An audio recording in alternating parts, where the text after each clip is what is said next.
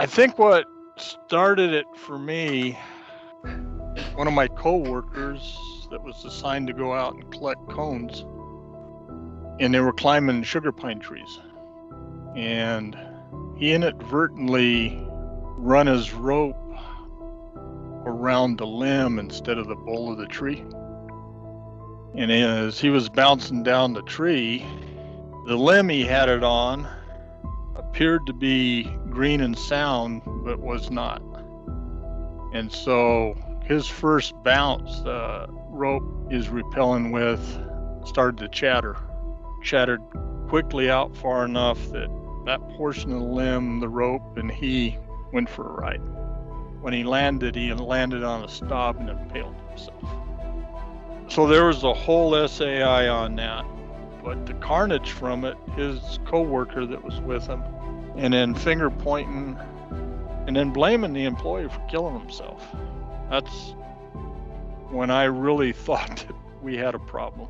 I'd said it many times. I think people were named, blamed, shamed, and then prosecuted. Accident investigation, whether it's, that means that someone's head's going to roll to me. So there was an overriding suspicion they're going to get it wrong, and it's not going to be what happened, and people are going to judge you for it. They would come and do a fire review of a program, and there was always like literally hunting for errors, the white glove test. I was talking to sort of these DRFs who were saying, we back people up, we don't throw people under the bus, and yet hearing from friends out in the field who were like, hey, you're on your own, you gotta lawyer up, you gotta get your insurance stuff. Threatening people and causing people pain.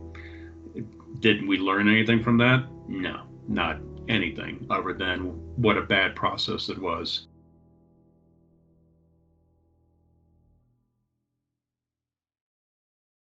I did fire as a fire newbie for, several years, and throughout those years, every guard school and fire refresher covered some terrifying accident, right? So that was my understanding and perception of fire is dangerous, but it won't happen to me. But it really wasn't until 30 Mile that it really dawned on me that I knew that people could die. I knew that they were scary, but the people remaining that didn't die would be held accountable for bad decisions. So that was a real thing. I talked about it on our crew, like at my little low level, and was something that was embedded in my mind the rest of my time fighting fire. Then eventually I did have an accident, and I was really worried about being blamed myself for my accident, right? Being blamed as the causer of my accident, even though I didn't believe that I did cause my own accident. But even more fear for myself was fear for my jump partner, that he would be blamed for this accident. And my jump partner was also terrified. I think all of the jumpers were worried. And there was talk about worry about the investigation process. I did the interview in my hospital bed, like the day after I woke up from my coma, from being medically induced into coma. And like literally for hours after the interview, I was just like, did I tell him everything right? I wonder if I threw anyone under the bus. Like I was so freaked out and replaying in my mind what I said. All of the other 7 people on the jump called me that day knowing that I had interviewed and asked, like, what did you tell them?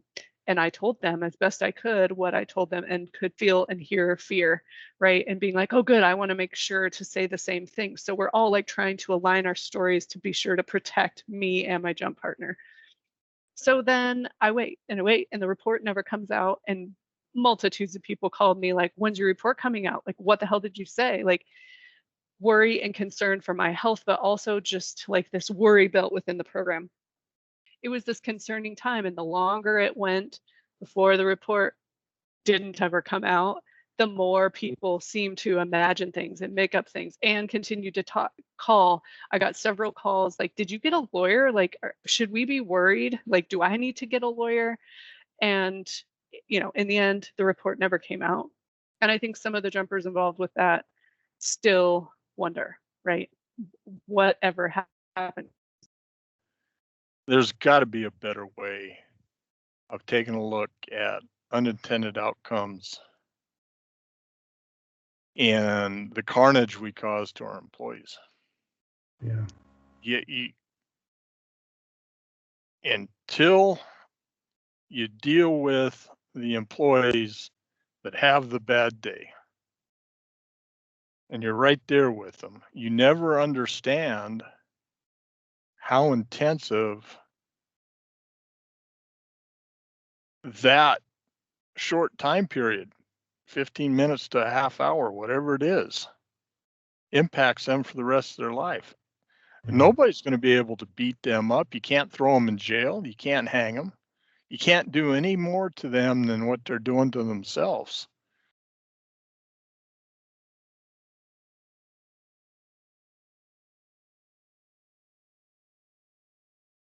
I always felt really blessed by being able to start as a GS2 $1.88 an hour back in 1970. And the teaching was, here are the 10 and 18.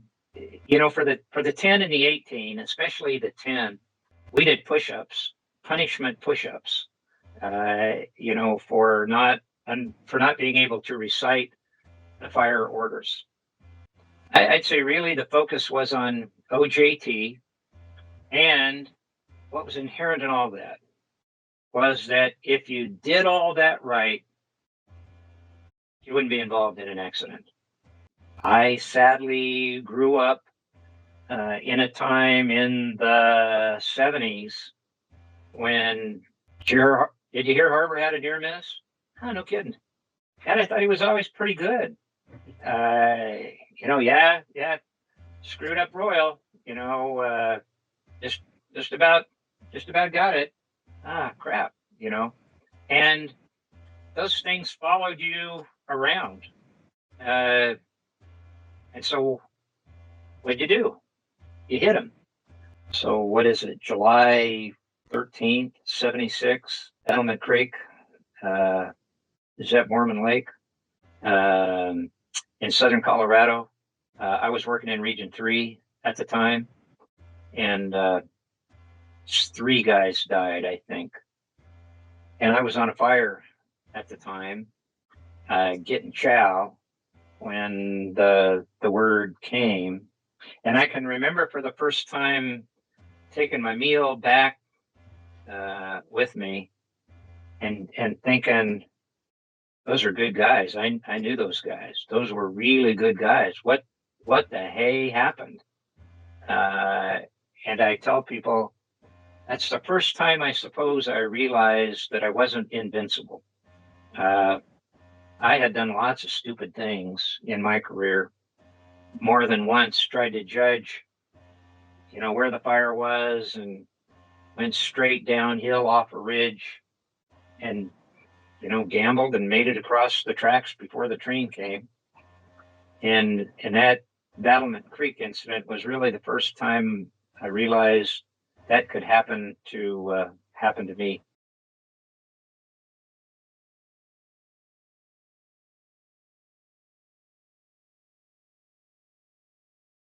The South Canyon fire, that was just this watershed event for everybody, kind of in I guess my generation of fire management. I'll go back to 1994, and I worked for a wonderful gentleman who was the district ranger, and his name was Randy Dunbar. And Randy's son, Doug, was one of the Prineville hotshots that was killed at South Canyon. And so really that was sort of the first time where it became something really personal. And then I paid attention to the report that came out and some of the decision that took place within South Canyon when Ted Putton refused to sign the report. And part of it was, it was a very traditional report at that time in terms of everything was judged against the 10 and 18. People really started questioning how we respond to accidents after South Canyon. The report was, pretty typical of an accident investigation. It followed the SAI guide and or process that was at that time, and it reached the conclusions that I'm sure well aware of, that the people at the Pointy and the Spear screwed up, and they brought upon the accident upon themselves. What I think caused a lot of people to think was Ted Putnam was on the South Canyon investigation team, and he ultimately refused to sign the report at the end. And after that, he talked a lot about and did a lot of work on human factors. And then what Ted called attention to was that there's reasons why people in the context of a situation behave in certain ways, and you can't just say that they made a mistake, or you can't say that they were taking shortcuts. And no doubt mistakes and shortcuts were made and taken, but there's reasons why. So you've got this horrific event that the Forest Service is trying to determine how they cope with. The investigation spawns all these action items. Shortly thereafter, that spawns tri-data and something like 400 actions that had come out of the third phase, or the cumulative phase of tri-data. And I was a FMO fire chief on the Angeles at the time, had Team 5, Type 1 team in California. Realized in talking with my compadres that the very fact of trying to prioritize 400 items to determine what went wrong and how to prevent additional fatalities was not going to be a high benefit proposition for us. At the same time, we were beginning to hear more and more about Ted Putnam's concerns about human factors. It was very mind-opening in terms of, okay, why haven't we looked at this? And what occurred to me was, we spent the first 100 years of our history as this wildland fire fighting force in the U.S. studying fire behavior and pretty much neglecting studying human behavior in terms of how humans interact under those conditions and how decisions are made and so on. And that's where the leadership program really came from and started to make a difference in terms of even the language, the vocabulary we had around those kinds of things. And so we kind of had a foundation in some of that, that there are different ways to look at these things. And if somebody, with the kind of credibility that Ted Putnam had is going to stand up and say, look, we've got to start looking at human factors and some of these other things besides just fire behavior and what was communicated on the radio, that made a huge amount of just intuitive sense to us. Because if it's anything, firefighting is a human social endeavor. It's not a solo sport, it's a team sport. And we needed to start applying some of what was already out there in academia to what we were doing. You got to take a look at human factors. You got to help me prioritize, these 400 actions we're going to take. And then you had my good friend, Jerry, talking about two things that really got a conversation going. One turned out to be very controversial, and that was the "we don't bend them, we don't break them." And almost immediately after Jerry at Snowbird had voiced the "we don't bend them, we don't break them," he was challenged by Quentin Rhodes. Quentin was a smoke jumper at Missoula. Quentin challenged Jerry, said we bend them all the time. Jerry, at the same time he was talking about "we don't bend them, we don't break them," also was developing a conversation about can do becomes make do, and make do leads to tragedy. All that was swirling around. Even though there was a lot of sort of official reaction to that event, the most meaningful change that happened subsequent to that was based on grassroots efforts from the field level, not headquarters mandating that certain things had to change, but actually just firefighters everywhere kind of looking at things and going, well, this isn't right. This doesn't seem right. And what are the answers? So even though, the sort of official government response was putting a lot of different commissions and task groups and so on together to come up with all these recommendations, we just kind of took what we thought was the most meaningful and started running with it. I really think it was South Canyon that sort of set the trap, if you will. And then along comes 30 Mile.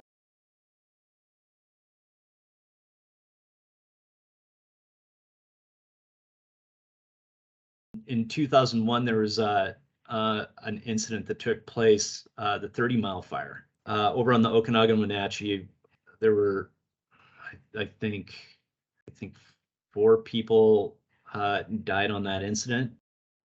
My part of this story started with 30 Mile. I went into that regional forester position not having been a district ranger, not having been a forest supervisor, not having any experience, in that agency administrator kind of role. And I can remember I was in Washington, D.C. for a what was called the National Leadership Team at that time. And I had just gotten back to my room at the hotel that night, and I got a phone call to tell me that we had some fire suppression personnel that were missing. And within, I don't know, half hour, 40 minutes, I got another call saying that they weren't missing. They had been recovered, that they were deceased. And so I went back to the region and started a bit of a crash course in the responsibilities of an agency administrator at that level. And because I'd had no other experience, I had no idea what I was doing. The accident investigation team on that fire, I believe, if memory serves me well, was led by someone that was I considered a friend, and that was Jim Furnish. Mm-hmm. And I watched that team do their work, and quite frankly, I was being new to that, I thought, wow, this is amazing what this team has been able to do in such a relatively short period of time.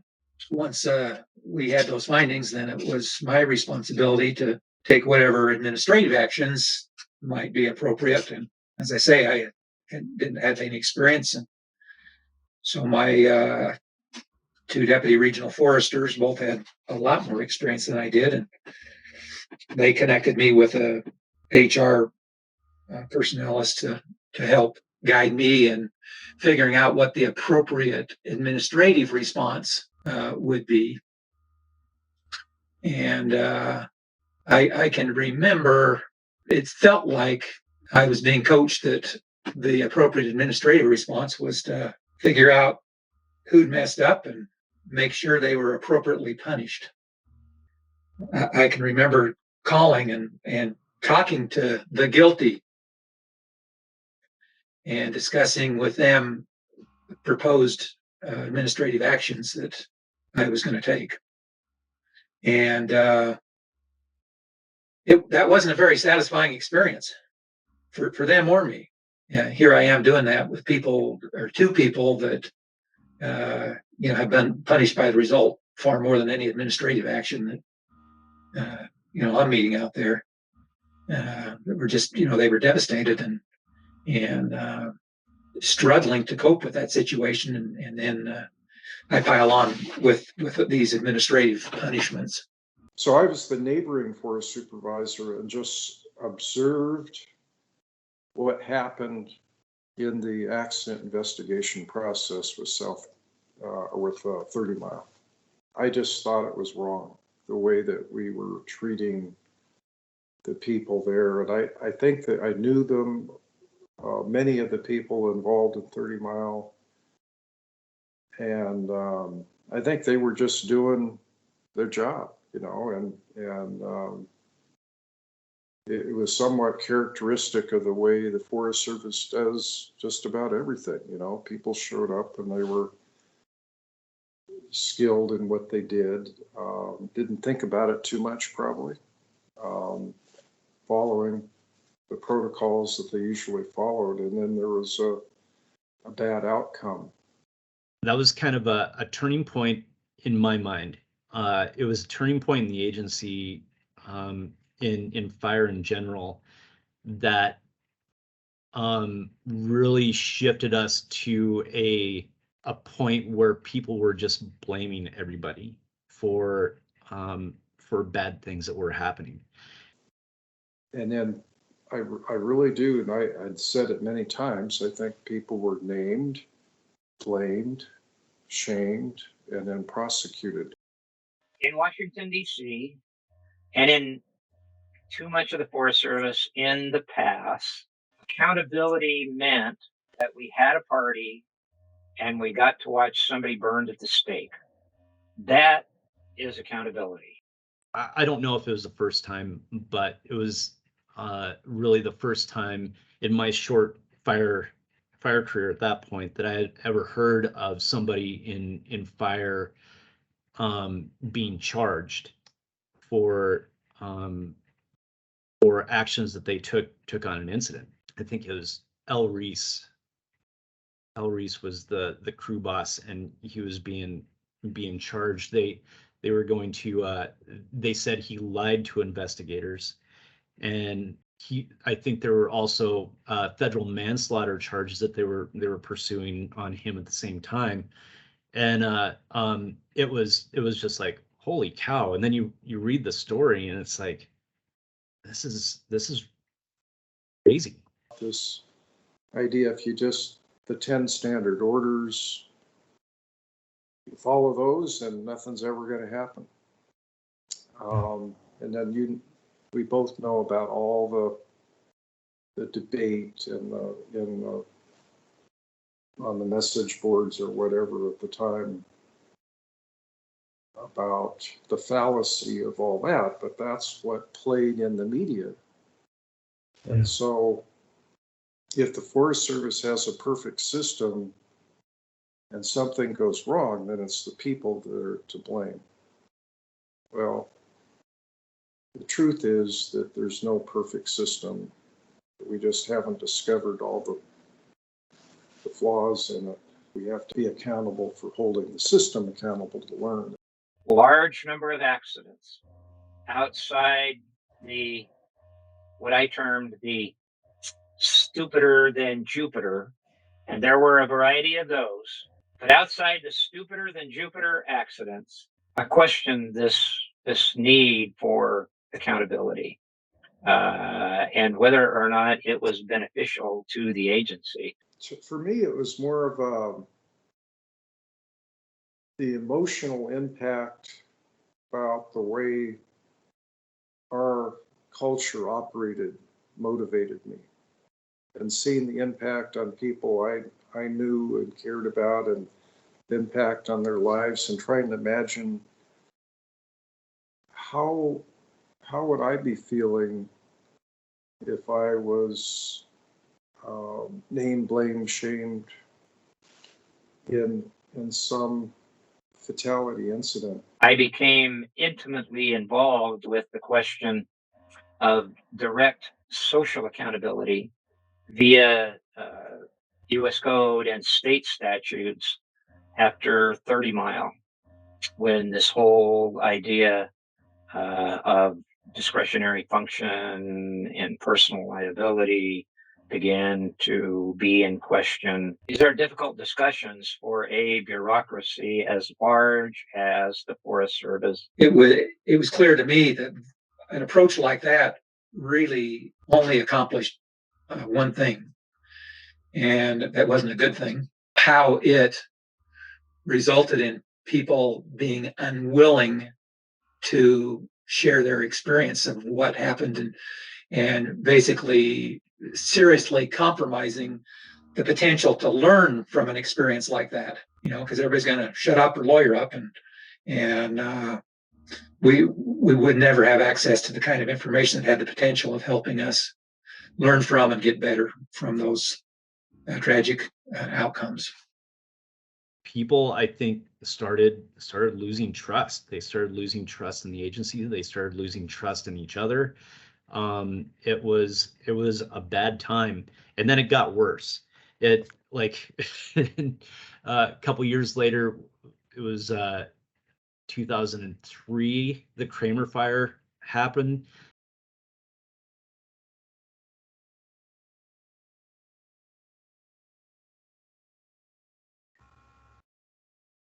The overwhelmingly controversial and painful fire fatalities that occurred on my watch was the Kramer fire. That was the first time there was a fatality on a Forest Service fire where there was a burnover after Congress passed the legislation from the 2002 fire in Washington. So we were the first ones to go through that. That was when I actually realized that it was so plain and in your face that what you look for is what you find, and what the accident process that we had designed, which at the time, I didn't think there was an alternative. You have to do the what, when, why, and where, and then also this super seductive idea of a root cause. I mean, that's the holy grail of safety, right? I was a union rep on that. Paul Chamberlain was there as a tech specialist. And during the review of that, we were basically required to use the SAI. And he thought there needed to be something else other than the SAI to look at this, because this isn't working for the fire organization. We were coming out of 30 Mile, where if somebody come to ask you questions, they were going to say lawyer. I could definitely see there was a major flaw in our process, and that Alan Hackett and the Ranger and several others, I mean, they had no hope of being able to share their understanding completely about what was going on and how they made the choices that they did. That spring, after Kramer, but before everything came out, I had met Tom Harbour, who was at that time the director of fire for the national office. Claire Mendenhall was our regional aviation officer, and we very discreetly, Claire flew the Salmon in the helicopter, picked us up along with the lead OIG investigator, who at that time, because of 30 Mile, OIG, this was their first shot at doing their investigation, and 2 assistant U.S. attorneys out of the U.S. Attorney's Office in Boise. And we spent most of the day there at H2 going through the whole process. The lead OIG investigator, I called him Cowboy Bob because he liked to wear cowboy boots and he had a big belt buckle and he had a cowboy hat. He knew who he wanted to have criminal charges brought against. And it was quite a list. He had a number of people lined up that he wanted to see criminal charges brought against. And thank God, those 2 assistant U.S. attorneys, they did a great job. They were very neutral in the whole thing. And he would make a point, and then they would look at Tom and I and give us a chance to give our opinion on what happened, why something happened, and sort of be able to buttress everything that he was saying. But that went on all frickin' day long. As much as I really had a bad taste in my mouth for the OIG at that point, I was really comfortable with those 2 assistant U.S. attorneys. And even though OIG had a long list, they, as you know, ended up coming down on only one person. And again, here we are, we're going against the lowest denominator of someone who was just put into a position who probably didn't deserve to be in that position, and no one helped them. And I'm not going to give away my true feelings on it, but he's the only one that gets the pressure. And, you're a GS7, GS9, and you got an assistant U.S. attorney. breathing down your throat, threatening you with a manslaughter charge, what are you going to do? I mean, it's the same thing that happened at 30 Mile. No one wanted to have anything like that take place.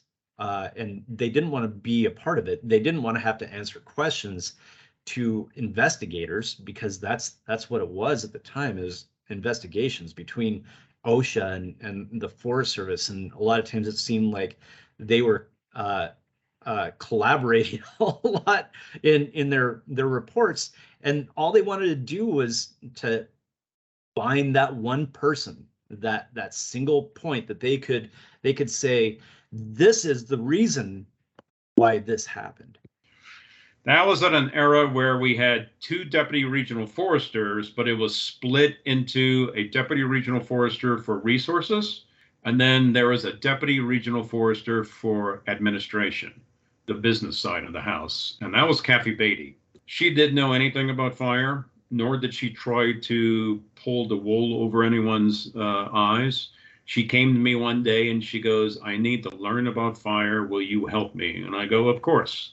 And she was great. So unfortunately, it fell to Kathy to go through the Kramer report and come up with the administrative actions to take against employees. And she had to pull in a small team of HR specialists.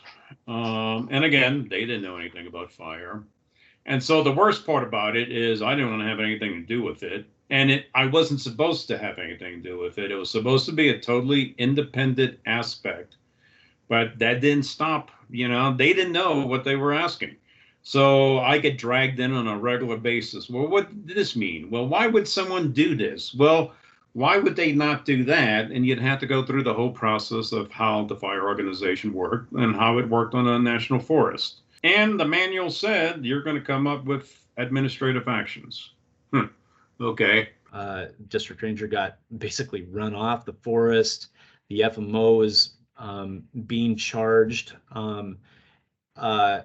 federal charges on him as well. And it was really bad. I mean, nobody in their right mind would talk to anybody who was, if something out of the ordinary happened on your incident and they were bringing in a team in to investigate what happened,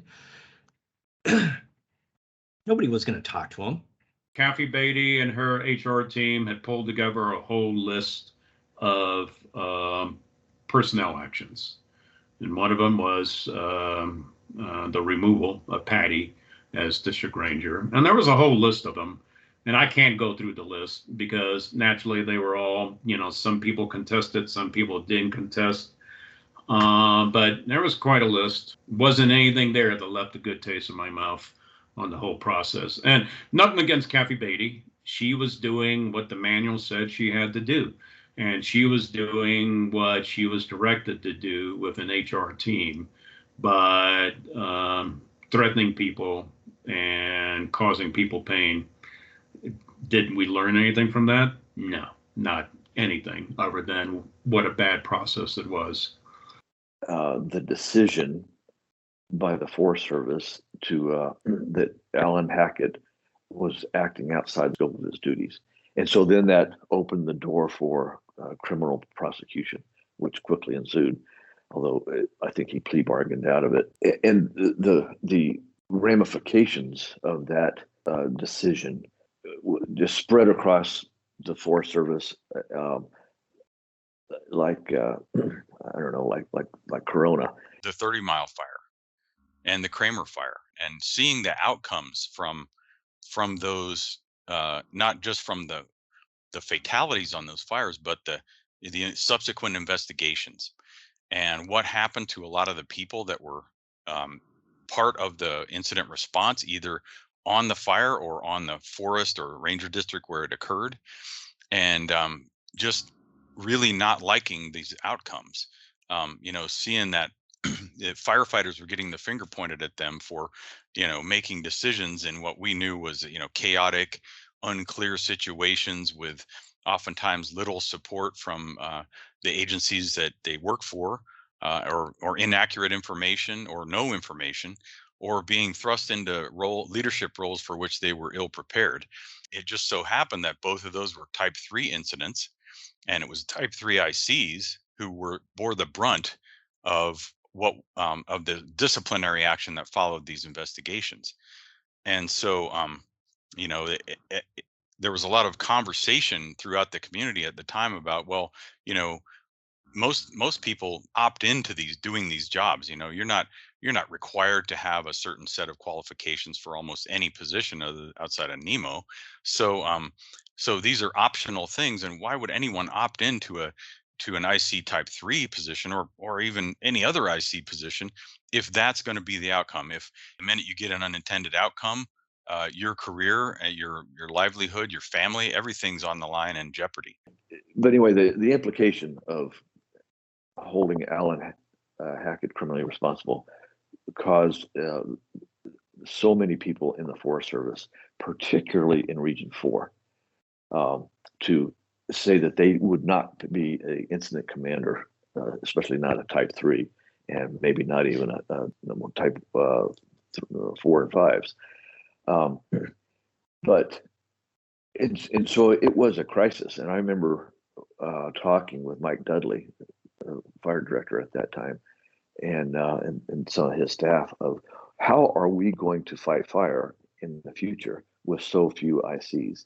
The work we do in fire is a system. There's not one thing. We started to come to terms with that, I think, after the Kramer fire. People just started thinking there's got to be a better way. We're shooting ourselves in the foot here.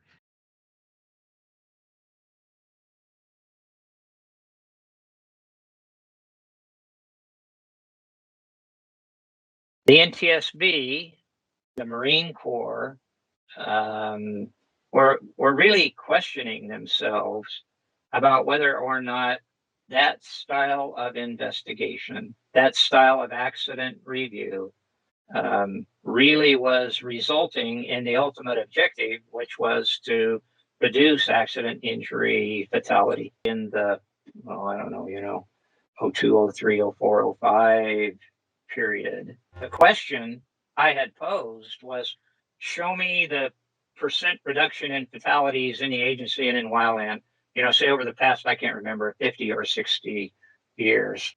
But I can remember finally a station director calling me and telling me, listen, you asked me this question and I told you I'd find out. What are you expecting to find? I said, well, it's obvious to me we kill less people now. I mean, we have shelters and we have better tools and we have no mix and we have all this stuff. We kill fewer people. And he said, no, we don't. And I said, well, obviously you're wrong. Your data is screwed up. He said, no, that's why I wanted to call you, because I've had my statisticians and senior folks look at this, and there is no discernible trend in the data. There's no trend up, there's no trend down. I can remember for a few moments arguing with him and saying, no, you go back and look at your data sources. I know, hell, I've been doing this since 1970. I know, and we kill fewer people now. Well, it's obvious we kill fewer people. No, you're wrong. I'll send you the data. That hit me like a hammer, because what that said to me is that given the large number of accidents the Forest Service has had, we all got schooled on the triangle.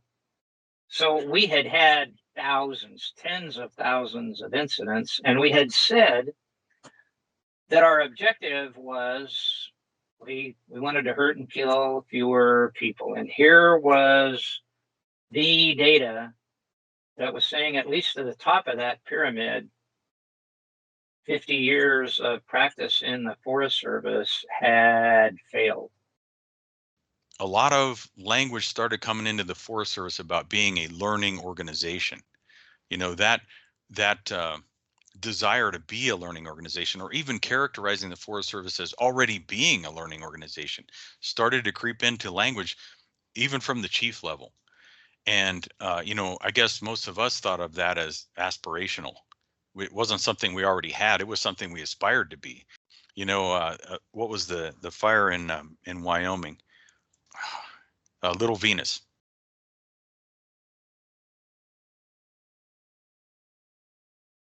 That was one of the very early kind of attempts to look at things differently, and there was a lot of criticism at the time from within the fire community about that too. People had come to expect, okay, if there are shelter deployments, this is how it's going to be looked at, and now here comes something just radically different. Chamberlain was busy.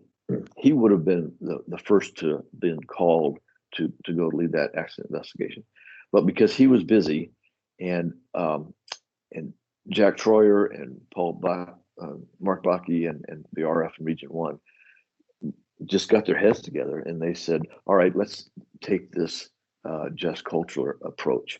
And so let's bring Wholesome back up. And then I helped select the team.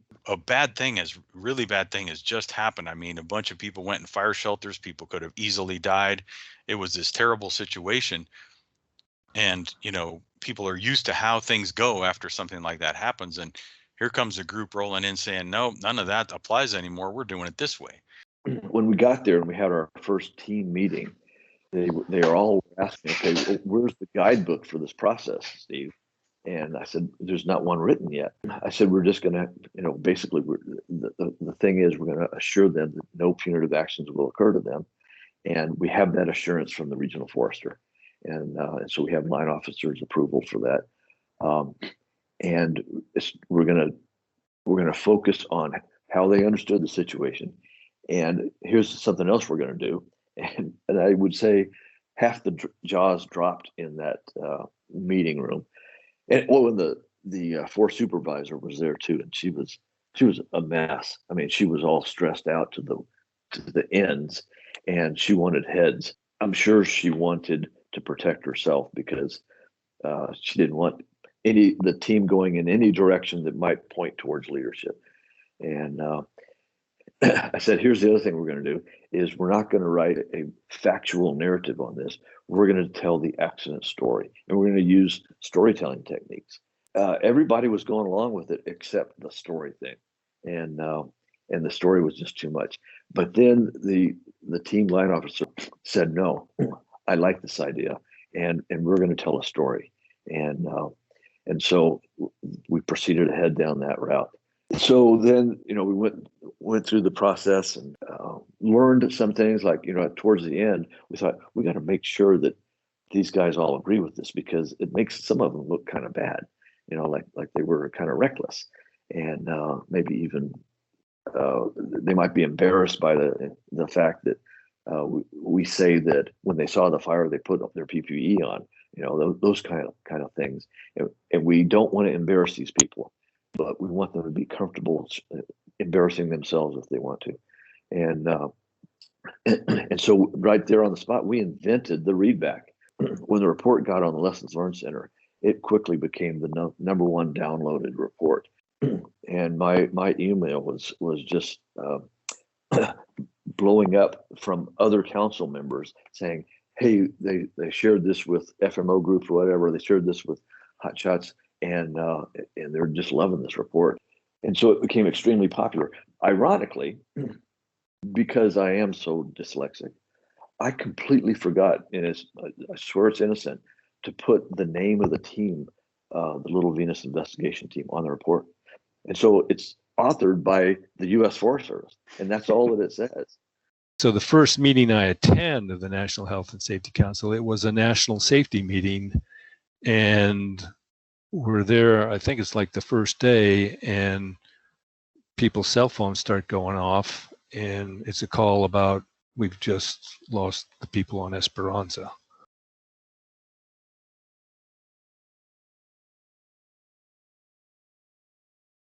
I don't know if I'm owning something that's not mine to own, but I had a safety manager on the Boise, George Salverson.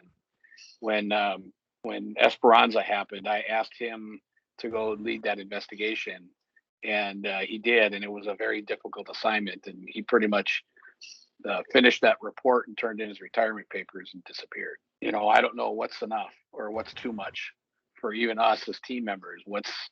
When are we full? What is that? You know, I know we got to make sure that we're looking out for the lookers, you know, too, to make sure that we're keeping an eye on each other. And I just don't know, did I miss something with George? And I regret that. George Sorensen was the safety officer on the Boise National Forest at the time. And he did a lot of accident investigations at the national level. And he went to co-lead the accident investigation of Esperanza. And he and I were pretty good buds, and we were sending emails back and forth. And he'd call me because that, as he was executing that investigation, it was just crumbling apart. A good friend of mine was I would call him the fire staff. He was Chief 1 of the San Bernardino National Forest. And the first thing he did was pull all of his staff together and say, if you don't have a lawyer, get a lawyer. You don't have to answer anything, and you will be quiet if you want to have a career. And he wasn't threatening them. He was supporting his people because he didn't trust the system as far as anyone could throw it. And you had seen what had happened. And from everything I gathered, Esperanza was a shit show. Nobody wanted to talk. Everyone challenged everything. The way George was presenting it is that they needed to get this investigation done quickly, that congressmen were on their heels, and that there's a tremendous amount of pressure on the Forest Service to get this done, to identify the causes and fix the causes. And what George said that caused was a lot of errors in the report. And he didn't know the right answer, but he knew what was being written was wrong. And he didn't have enough time to clear it up. And so, of course, that report came out, and it wasn't long before almost everybody that was directly involved with it, that was a survivor, said, this is bullshit. And you know, the bodies weren't even in the location where they Forest Service said that they were found, and you know, things like wild things like that.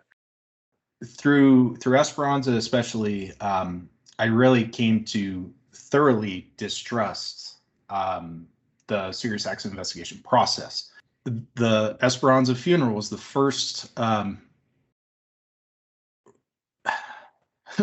first real, I don't know how to word this, but the first real firefighter funeral memorial that I've ever been to. So Esperanza was pretty darn formative. And what Esperanza did for me, because of Esperanza, I stopped reading accident investigations. I know I'm not alone in that. They didn't teach me anything other than to do the things that I can't do. Like know that fire is going to kill me or one of my guys. Like know that my situational awareness is flawed. Like know that I don't have that my safety my escape route is going to be compromised, and I don't have another safety zone up the road. I'm sure that it just built over time, like 30-mile Kramer and then Esperanza are the three that stand out in my mind as to the ones that really just built up to that. But I remember like being good with the 30-mile action plan, and I had the we don't bend them, we don't break them hanging on the wall. I mean, that was like literally on the district wall. So at that point in my formative early years of my career, I was still believing that all we had to do was follow the 10 and 18 and we'll be fine. And that slowly was eroded. It slowly changed, mainly by realizing that I was always breaking the 10 and 18 in some way at some point. Just to get to my fire, I had to be in the green, right? Early on, it was like, right on, just follow the 10 and 18. I wouldn't do that. Move forward. And that's not learning. That's not learning our way to a better system. That's just reinforcing what we've always done. So over time, And Esperanza really was just kind of that final nail in the coffin, because the other captains on the strike team with Mark that day wrote a rebuttal. They wrote a rebuttal saying that the serious accident investigation got it wrong in a lot of ways. And so when it came time to teach fire freshers, I wasn't teaching the serious accident investigation. I was teaching what the other captains wrote about in their rebuttal. So we were all awarded a Calkines. We gave official statements. That all went back to the serious accident investigation team, and they compiled the official report. We were briefed by the SAIT lead. He came to the district.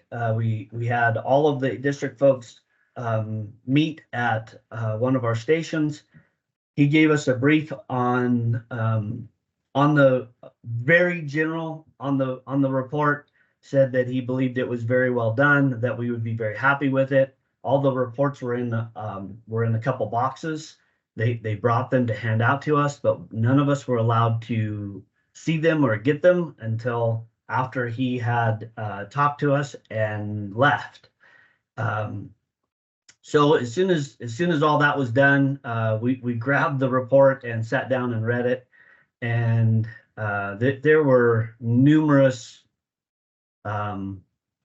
factual discrepancies in the official report. I was extremely unhappy about that. It was not hard for some of the key players, mainly the other four captains, engine captains. Of course, they didn't use any names, but they used a lot of quotes from our statements. And by our quotes, we could tell who we were, right? Because they give a number. I was 11.4. So they'd give a quote and put 11.4 after it. And so we read through that. I read through it intently several times and was very disappointed, was very unhappy at the picture that it painted of that day and the events that transpired and how they transpired. So I started writing a rebuttal to that. I went page by page, word for word, starting to go through and point out where there were discrepancies and inaccuracies. And I did kind of a rough draft. And then I thought, if I'm finding this, then I wonder if the other three captains feel the same way. So I got the other three captains together, and we spent several days going, again, word for word, line by line through the entire report and getting additional feedback from them based on what they said in their interviews and what actually happened there versus what the report was depicting. And so it ended up being, I think, a 19-page rebuttal to the official report. I don't remember the numbers anymore. There was 20-some odd citations at the end, and I don't know, 16 or so. Oh man, I don't even remember what they call them now. There's two critical findings at the end that are kind of summations. One are citations and one are findings of something. And we went through those. And by and large, the majority of those were not accurate or founded. Did we truly get anything out of Esperanza that proved to be worthwhile? And I know I've talked to John Phipps about it because he was engaged with it, and he doesn't think so. Anyway, doesn't matter. That was our process. And then somewhere along the line, we started getting in people that were out of the box thinkers, Steve Hosenbach being one of them when he became the risk officer for fire and aviation on my staff. And he and I used to have some pretty interesting conversations. And I went, wow, this is different and much different way. And then Randy Drager showed up 2 years after Kramer, and suddenly you just had a natural pairing of two people that really thought outside the box. And it wasn't just in Region 4. people in Region 1 that I can think of, who Chamberlain, I believe, was one of them. Again, someone who said, you know, we got to do better than what we've been doing all these years. George and I talked back and forth about what's wrong with our process. And he came upon a book that Sidney Decker wrote in front of The me. Field Guide for Understanding Human Error. Yes. And I got a hold of that book, and I read the entire thing in about 4 hours.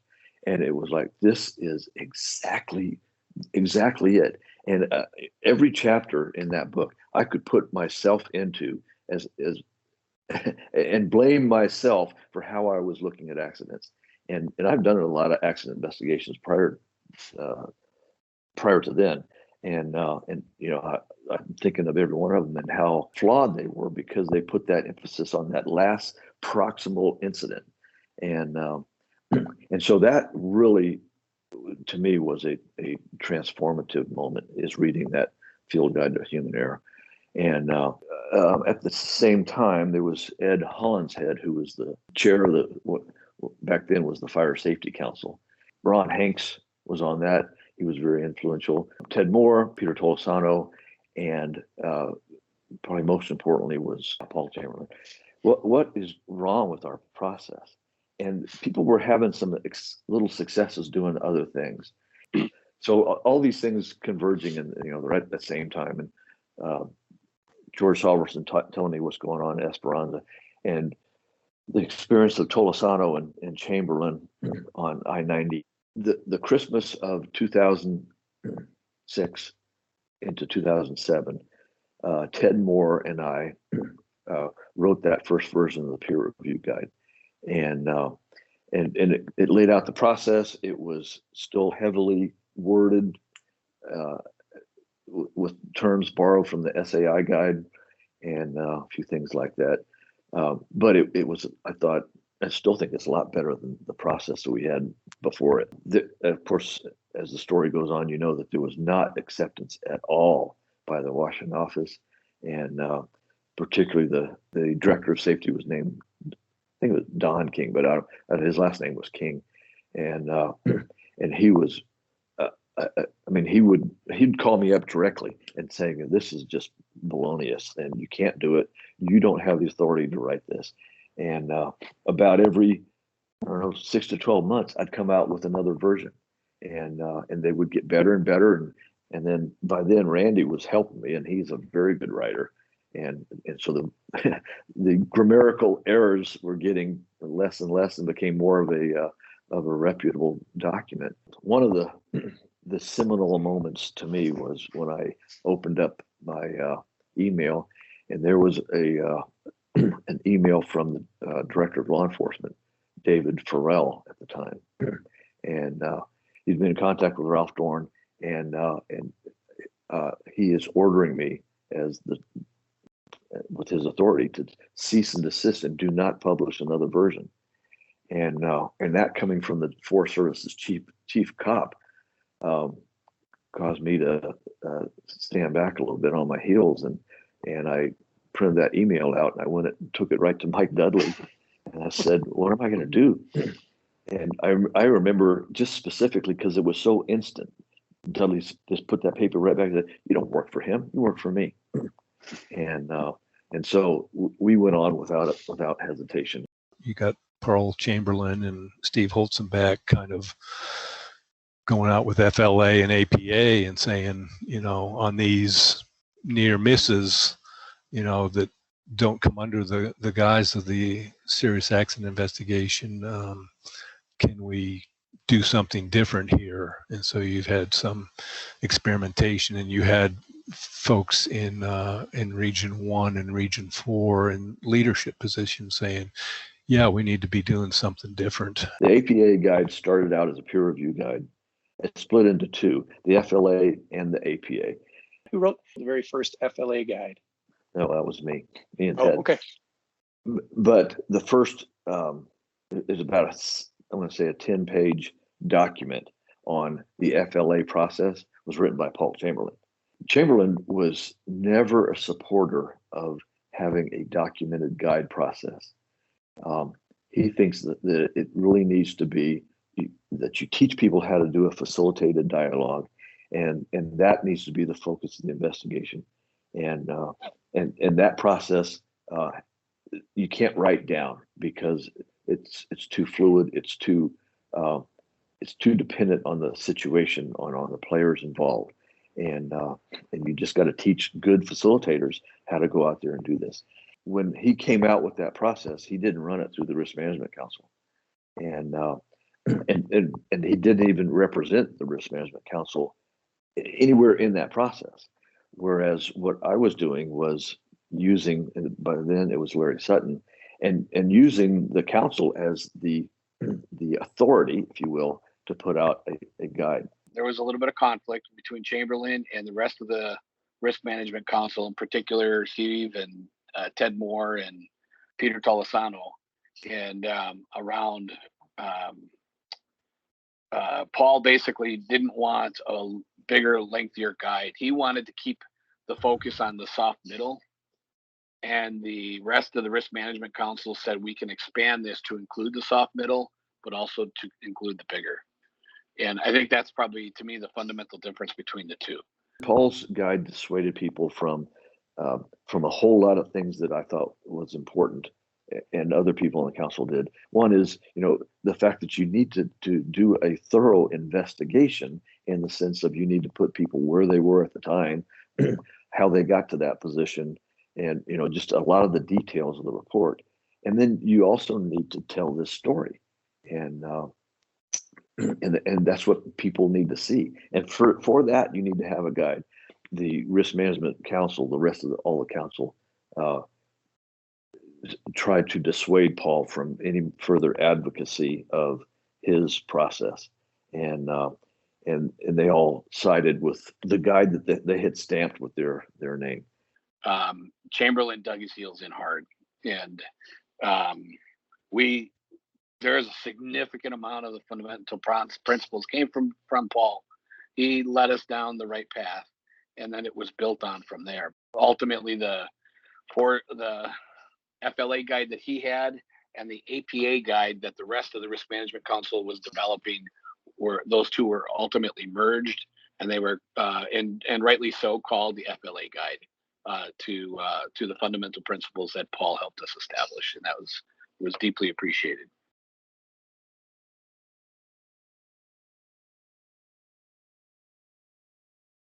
I got the sense of we had to do something about the larger culture. And as I saw it, it was, okay, yeah, we have to move more into this learning organization culture where we're focused on learning.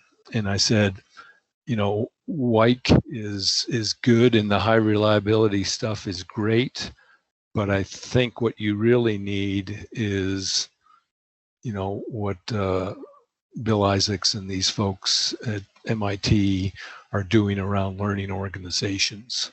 And so that's when I started introducing senior leadership to Dialogos, Bill Isaacs, the whole way of dialogic intervention to create learning organizations. We went to the Foundations for Dialogue class in October 1996, and then Leadership for Collective Intelligence, and we were the first ones in the Forest Service to attend that class. Afterwards, when I had the financial resources that came with the RDNA, I was sending some other, what I considered like middle leaders.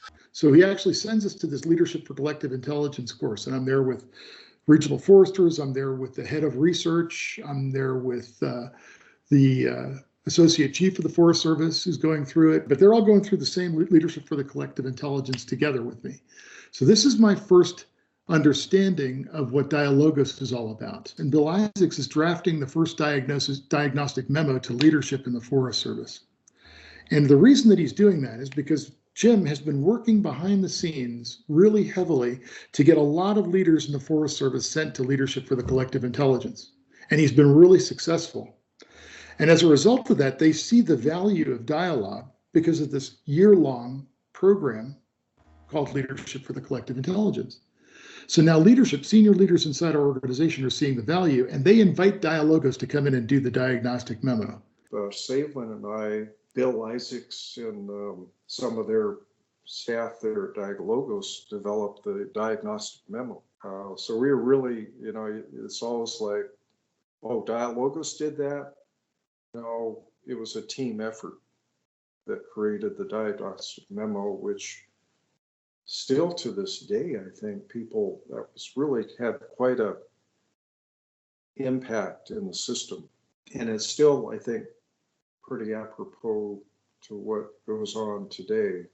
They gave that report, and it was like I had been punched in the gut, because it was so hard to hear what they concluded about our culture, and mostly so hard to hear because these horrible things resonated to me as true. And, that was an eye-opener and gave me, more energy to continue to, try and learn and do things and engage with the progressives in both fire and the safety organizations to, just to start trying new things, doing things differently than we'd been doing.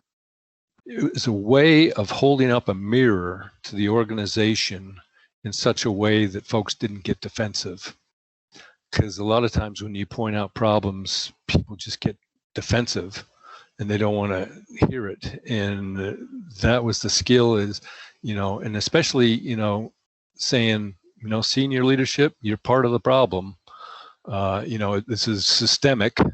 We all own a piece of it, no matter where we're at. The Dialogos findings didn't focus on fire specifically, but you'll remember, I'm sure you've read those from a historical perspective.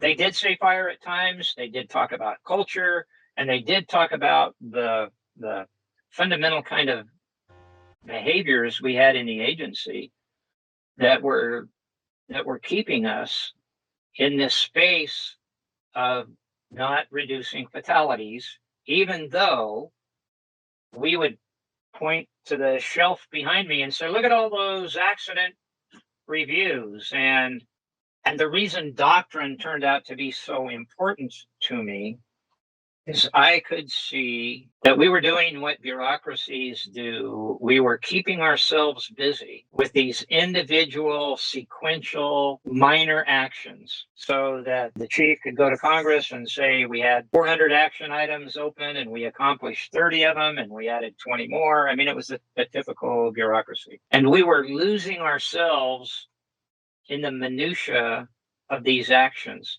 Okay, so Dialogos has happened, and Dale and I and others are really trying to think about, we got to do something different. Dale has also, mostly because of Ed, become interested and thoughtful in this idea about doctrine. And why is that important to me? It's because it appeared to me, even from the outset of this discussion, that if we could stop focusing perhaps on the individual minute-by-minute actions and activities of the firefighter and begin to back upstream and ask questions about whether or not that firefighter was assigned in the context of doctrine, understood doctrine, and took their general tone of operation from the doctrine, it began to appear to me that we could begin to get out of this myriad of actions that were causing so much trouble at the field level, and which field people, firefighters, FMOs, district rangers, SUPs, type 2, type 1 ICs were telling me were counterproductive to the overall objective. Really, that whole little trajectory, that arc, if that wouldn't have happened, a lot of this other stuff wouldn't have happened. I'm quite convinced.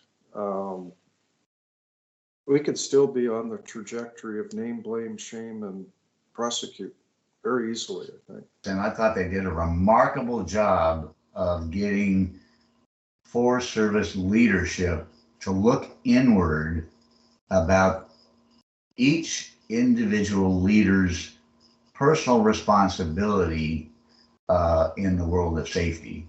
And it was not only that, it was getting leaders to look personally inward about how they interact about just about everything about executive leadership. So it was a remarkable awakening, I think, and it was very rewarding because it was a very self-reflecting evaluation of the decision-making process we make that had to be transported all the way down the organization. I think that's really where embarking on this safety journey and the resulting learning processes from serious accidents evolved.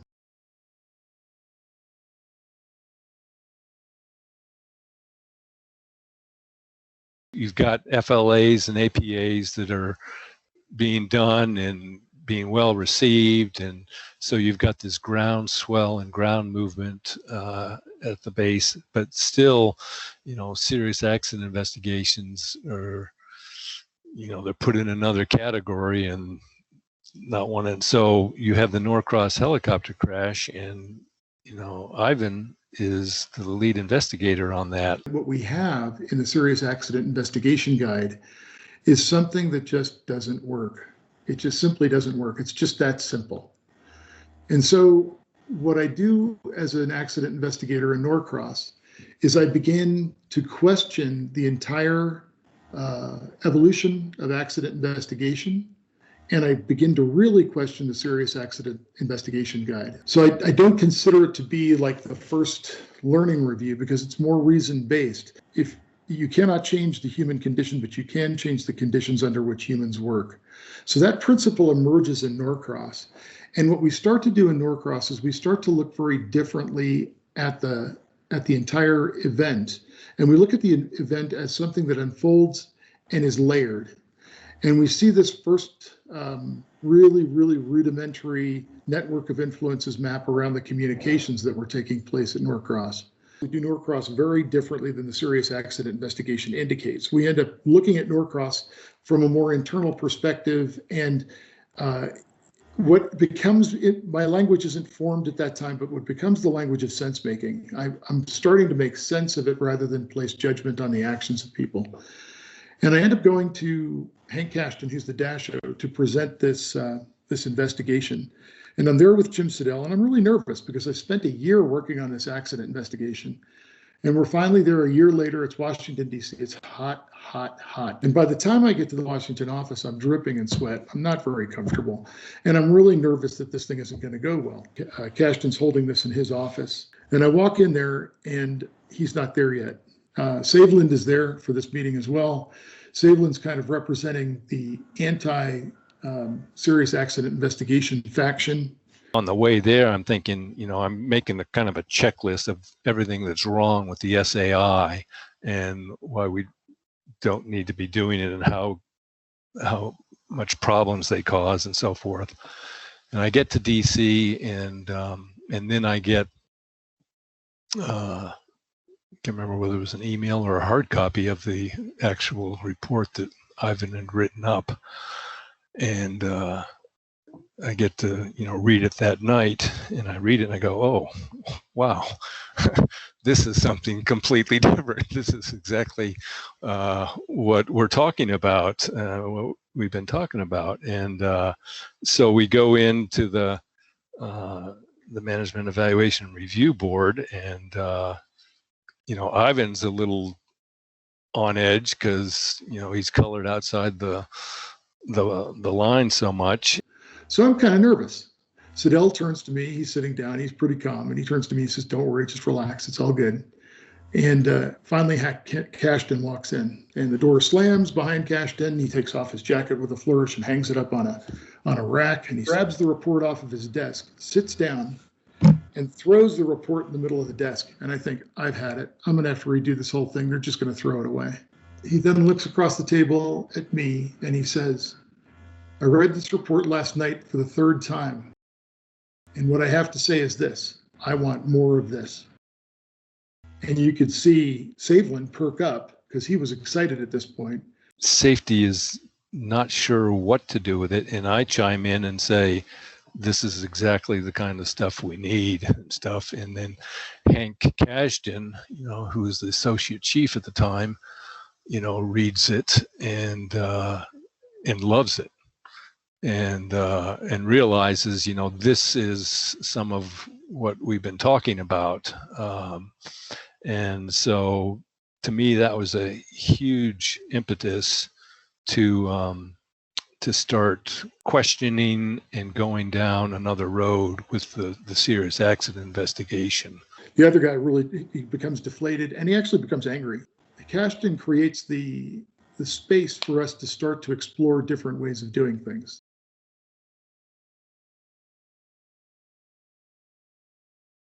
In DC, there appears to be no change with behaviors that have been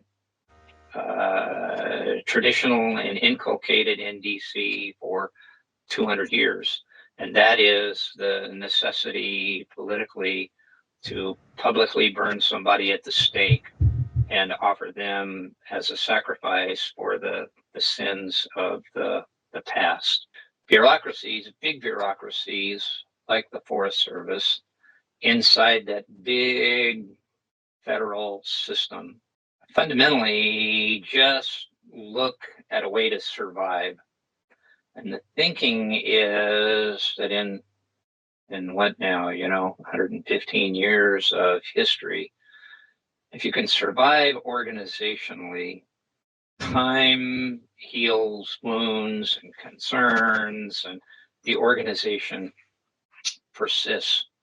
In our work, we don't just want to persist, we want to improve. Whereas a private company could unfreeze and significantly change themselves, the Forest Service likely cannot significantly change itself in a short period of time. And so what you have to do is you have to think about how do you begin to provide a basis for change that allows perhaps improvement over a multi-decadal process.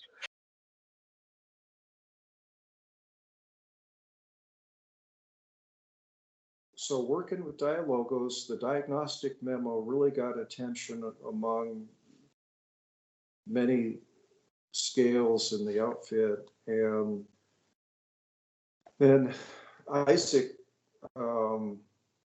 Bill Isaac said, safety is the gateway into the organization. And during that time, I think I was probably associate deputy chief, still involved in all this stuff pretty heavily. And that's where we created the National Leadership Council.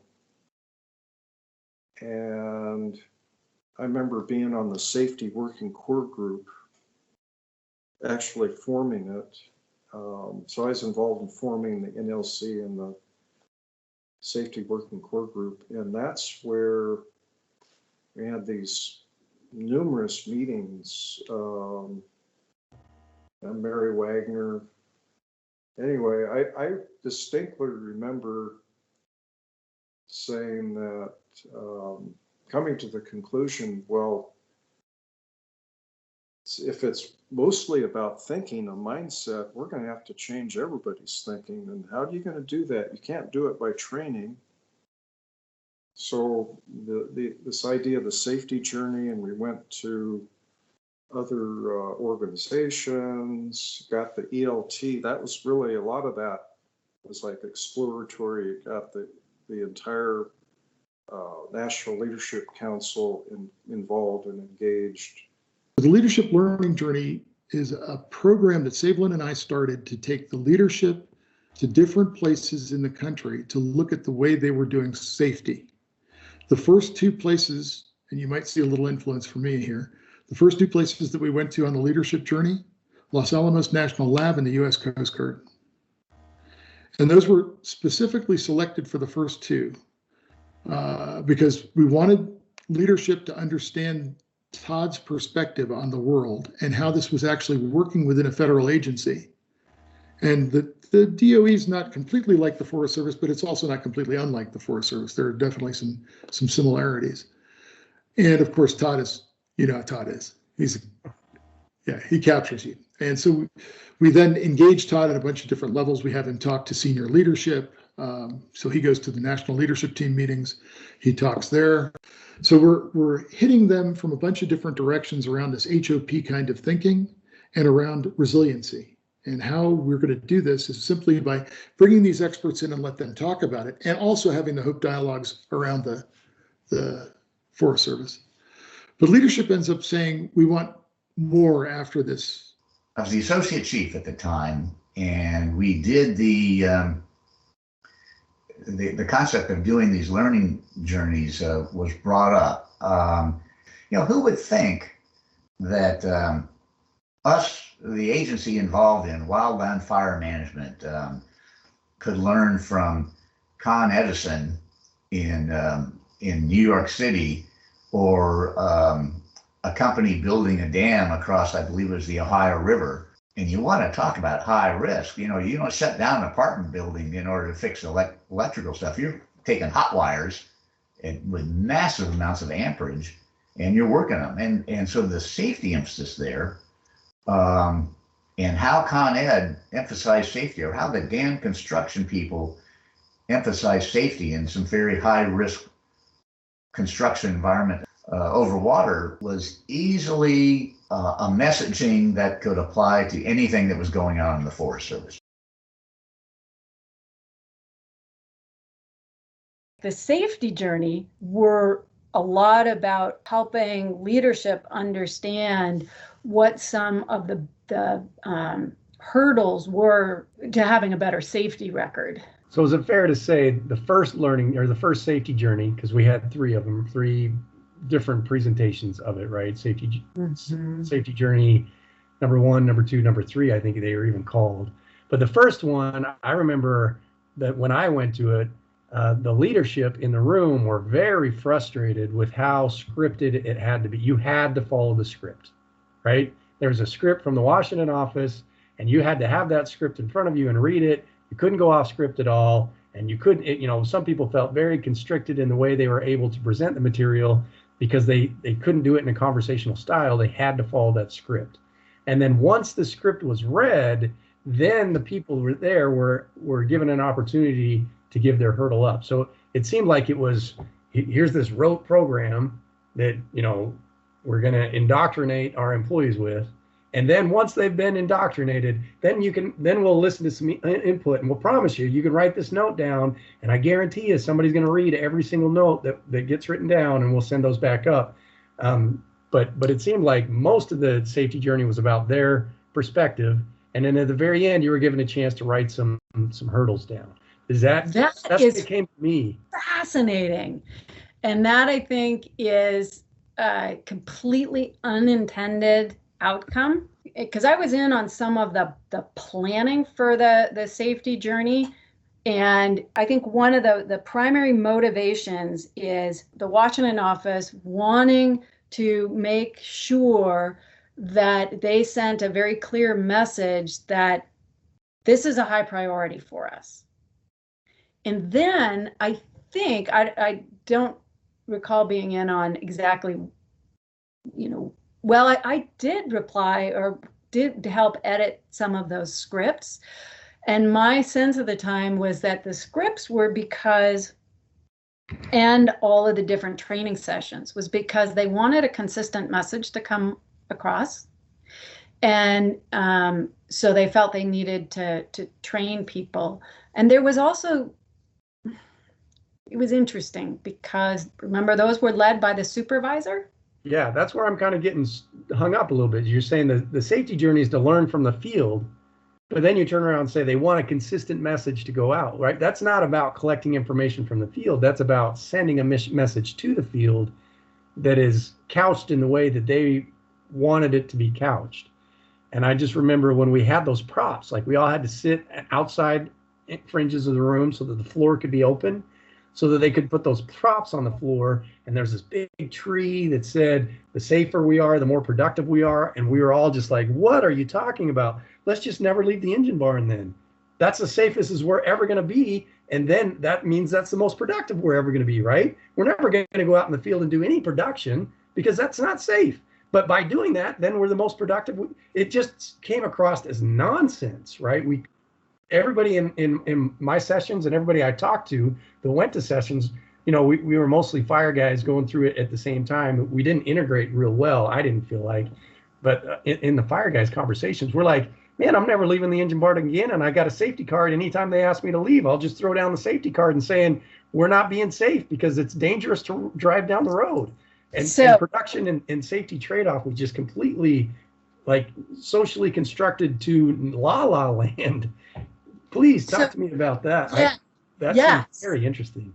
It is really interesting. And I think one of the sort of the positions from which to look at this is to recognize that this was something totally new for Washington. I mean, I don't know that they've ever tried to do anything, particularly culturally, that A, represented a significant shift, and B, that they really took ownership and responsibility for. So it was kind of ugly, right? I mean, they did some things that kind of fell flat, but it was I think it was a gap and a sort of a disconnect and from where I was sitting, I thought they could have made it a lot more palatable because what had sort of been emerging is a recognition that some of these things that we've been talking about, the changes in culture and thinking, had really been only in fire. And the Washington office wanted to move this across the whole agency. What they failed to do is, so you can sort of think about this as, this is their attempt at sort of an introductory chapter. Like they felt they needed to get out a consistent message to just sort of say, hey guys, this is the sort of the new territory, and then kind of elicit some, and it was sort of touchy-feely sorts of elicitation modes, which again were not comfortable or practiced or really well known by anybody in the system. But I think if they had approached it either down the line and in the meetings as saying to you guys in fire, okay, this is going to seem like a really low bar to you guys because you've been doing this. What the agency is trying to do in this, these safety journeys is introduce the rest of the agency to some of these ideas. And they may look a little bit different than in fire, but go along with us because you're part of the agency too. And we were wanting to do this all together, but just keep in the back of your mind that we're not trying to talk down to you. We're actually trying to pull some of the lessons and some of the things that have been really cool in fire and help get them out to the rest of the agency. I think a lot of the pushback that continued to affect the later safety journeys would not have been as great if they'd been able to get that message across to fire. But so it was this odd thing where Dialogos was heavily involved in that, and Dialogos and the NLC had spent some time looking at how messages got tweaked as they moved down the system.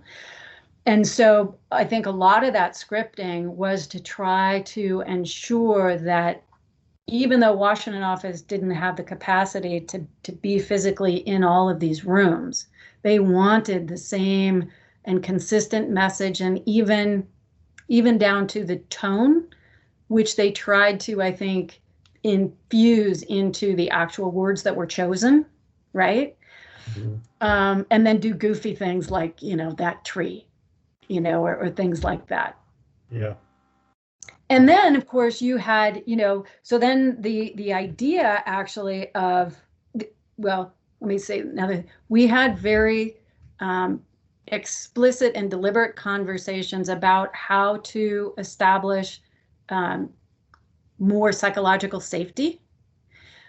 And so the word choice, people recognize that oftentimes the very people, the person who was sort of the instigator to setting an incorrect tone is the supervisor, or the district ranger. So the writing things down on the cards was a way to try to invite everybody into a conversation similarly.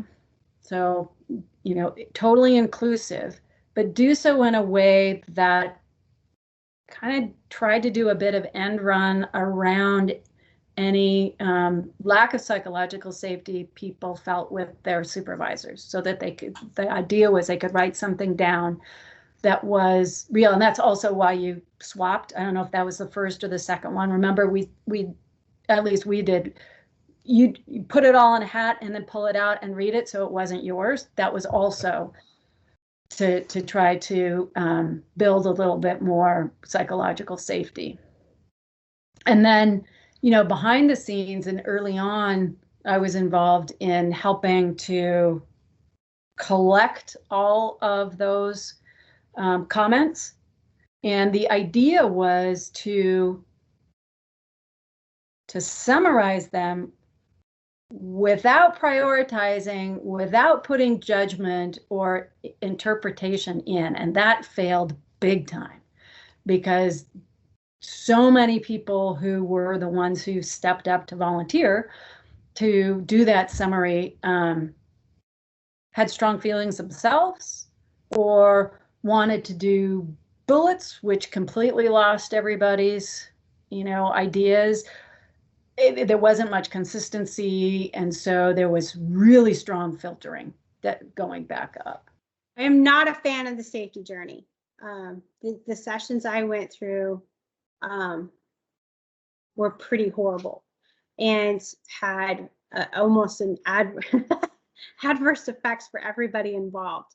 All three? Was it more so the first one? How did they change over time, right? We had three different.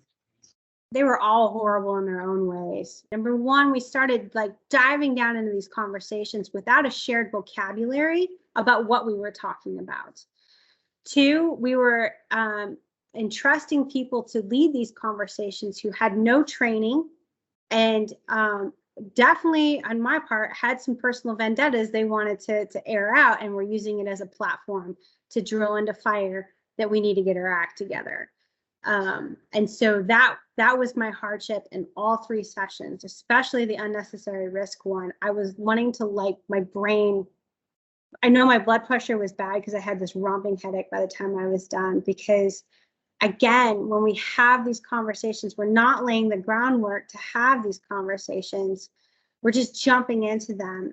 I think fire people are hard to get squishy with, if you will, because that's not cool. And that's not, I'm supposed to be this stoic leader who doesn't have squishy feelings. And so once you start, you have to artfully dive into those conversations. And when it comes from an agency administrator or a regional office person talking to you, and it starts doing this, we close off as a culture, as a tribe, and not receptive. So within the first 10 minutes, I was like, this is such BS, and I'm not listening anymore. Made some great parking lot conversations, though, especially the unnecessary risk, because I was an AFMO during that time. I grabbed all my people together and I said, now let's have a real conversation about what unnecessary risk is.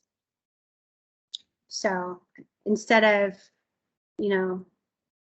someone pointing a finger at us and telling us that everything we do in fire is pretty much an unnecessary risk, we had a real conversation about it. So the problem I had with it early on was it was too rigid for me. And maybe it had to, but oh my God, you had a script, you had to follow that script. You couldn't do anything without that script. The good news was it was a complete, total buy-in by the agency, from chief's office all the way down to a ranger district. Everyone used the same script. Everyone had the same discussion. It took a few years for things to open a little bit. To me, that was the best thing that came out of the safety journey. Everyone was talking about it and saying the right things. Maybe not everyone bought into it, but I thought it was in a good place.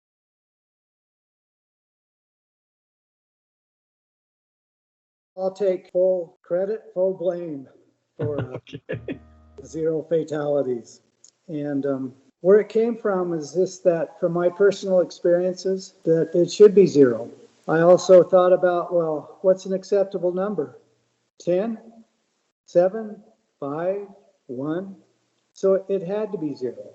So in my simple thinking, it had to be that. And I felt it was important to talk about it that way because it was a goal, because we kept keeping track of numbers. Okay, so you keep track of numbers. So what's the value of keeping track of numbers unless you have a goal?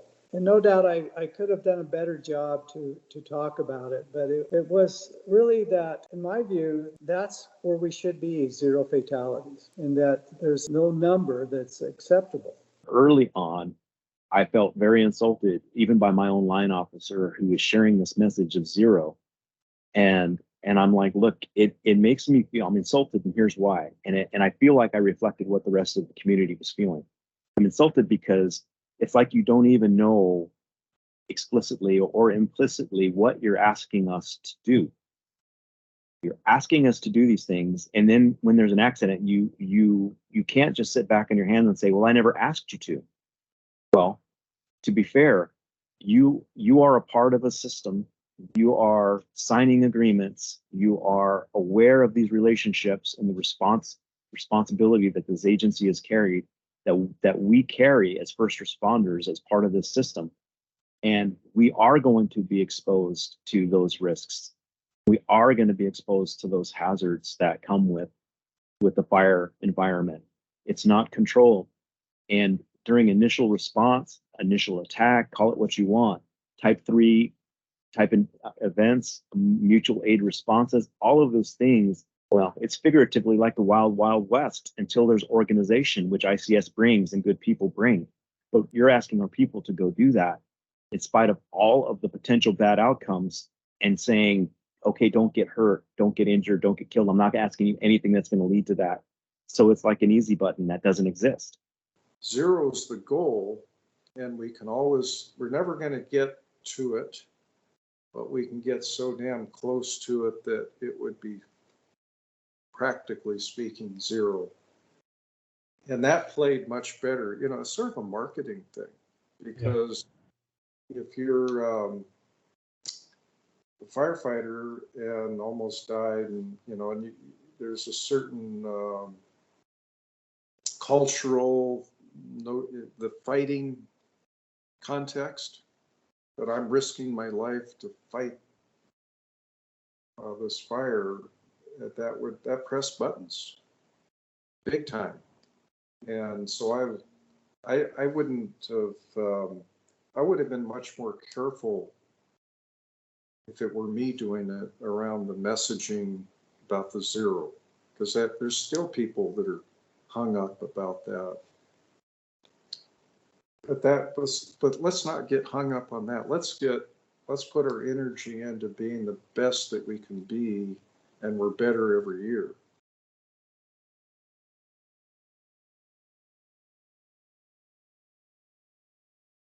There was two camps, two kind of the traditionalists, who think that the SAI concepts and accountability and recommendations are the foundation of being safe. And I think then there's the learning review camp, that thinks that taking a balanced view and getting people to talk openly about their experiences is a key component to be in a learning organizations. And if people don't talk, we can't be a learning organization. We're sort of stuck. So to move people forward, we need to change how we're doing this. And we had the Forest Service, the chief of the Forest Service, Chief Tidwell, I guess, made a video that endorsed the FLA process and the CRP process, which to me was just mind-blowing. We're now at the point of rolling the learning review process out, and we actually get Schlentz involved in going from place to place with FIPS, the three of us, trying to do these national dialogues with safety leaders across the country and talk with them about the learning review process. And our big problem at that point is law enforcement's role. What is law enforcement's role in accidents? By the time we were done with those three national dialogues, we, Saveland, Schlentz, and I, had a pretty good understanding that the learning review was going to be accepted. It wasn't going to be undermined. And we had a lot of sniping from the FLA group. We had a lot of sniping from law enforcement. We had a lot of sniping from people who really wanted to hang on to the Serious Accident Investigation Guide. And we had a lot of sniping from the Aviation Accident Investigation Group. But we were able to coalesce around the principles. And this is where we really made some headway, is we started to develop principles, and then we would reflect back when we hit a stumbling block and say, well, is that consistent with our principles that we agreed on? And that became the pivot point around which we could start to operate with these very disparate perspectives and bring the learning review into a level of acceptance by these different groups. I still remember when John Phipps talked about, we're not doing the blame and shame anymore. And it's pretty powerful words. It took me a little time to figure out some of the history, the headbutting, the egos, and there was a lot of bad blood going out there. And frankly, Chief Tidwell had enough of it. The cooler heads, I think, did prevail. It sat down, and it was exactly that. How do these different groups that have valid missions get done what they need to get done, the least amount of impact on the victims, get these competing resources, these different parts of the agency to work together rather than, asking for the same information from 3 or 4 different areas. It's just common sense type of stuff. As a team, the Forest Service always comes together and get things done. Once everybody accepted that, we started talking about the process and the procedure. I mean, fortunately, I say we had a little bit of time to put this more down on paper and conceptualize what the CRP looked like, the Combined Response Protocol. And I mean, as you know, through the years, people say, oh, a CRP to most people means learning review. Yeah. But, if you back it up, no, the CRP was the combined response, the agency. Actual mechanics of conducting an investigation between this SAI and a CRP have not changed. What's changed is the fundamental way we approach our own employees. Larry Sutton was seeing the need, and he argued persuasively to the rest of the Risk Management Council that having an FLA guide and an APA guide is too cumbersome, and everybody's opting for an FLA rather than a very complex APA. And so let's just merge these two guides. And I resisted strongly, probably because I had so much ownership in both of them. And but anyway, I was voted down by the council, and in order to keep the council's blessing on this process, I worked with Dave Thomas to put the two guides together. I'm going to say that was probably 2013-ish was the first combined FLA guide that had complex and simple. And I think that over time that's become better and better. An integral part of SAI is causal factors. OSHA wants agencies to determine causal factors. Causal factors directly relate to who is to blame. The facilitated learning analysis, A, doesn't have the word investigation in it, and B, isn't looking for causal factors.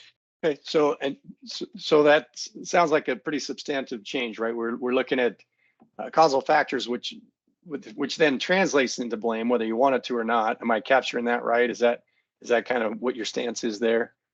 If you name a causal factor, that it's a really short leap to jump to blame from there. Is that what I heard you say? Yes, causal factors lead to blame, and it isn't simply the report. Institutions want to hold somebody accountable. The unit who is affected, and these are very traumatic experiences on local units, want to hold somebody accountable. The family wants to hold somebody accountable. In a lot of respects, it was not a different process, except, and it took a lot of time for this to sort of take. People won't believe what you say till they see what you do. But the CRP did not require sworn statements, which the SAI did. And I don't remember the first high profile ones kind of in the process.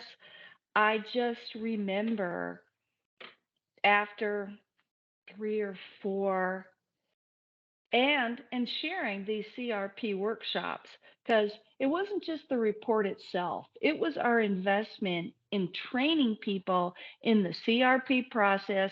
And we had line officers, we had fire managers, we had safety directors, we had union representatives, you know, examining what happened the last year, and here's how we're going to do it differently. And what is your input? There was a lot of employee input into developing the CRP, the protocol. We had CRP workshops, 3 or 4 a year. So it was. I think this shift was part of the shift from the serious accident investigation to the coordinated response protocol.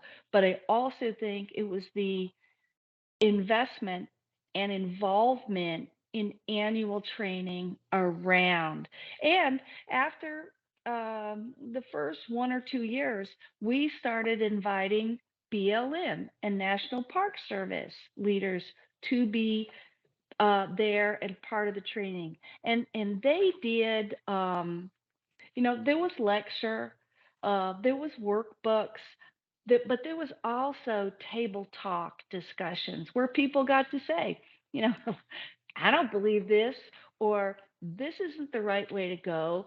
But the personal narratives that were part of that training, people saying, I didn't believe it, and then this happened on my unit, and this is what I saw the agency do as a result. That was very, very important in raising trust in the process. The coordinated response protocol, if I could identify one person that got that done, it'd be Steve Schlintz. He was pivotal in the partnerships and the trust that are needed to move big organizations out of their current footprint into another footprint. Because it's not just the Forest Service, it's the entire firefighting community, and importantly, OSHA.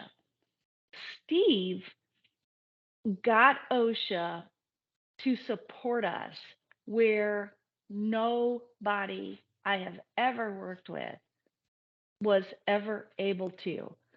He, as you probably know, he was not only a fighter pilot in the Navy, he was a battleship commander. He commanded an entire region of battleships, and his experience of safety is rooted in very, very dangerous work.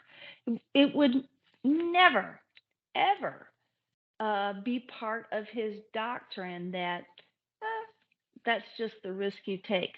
Never, ever, ever. So that's one part of him that was pivotal. And the other part is he was he still is, an affable, likable guy. I have seen him stare down people, tell down people they were in the wrong position, but he never did it aggressively. He never did it where the other person felt diminished, and he got results.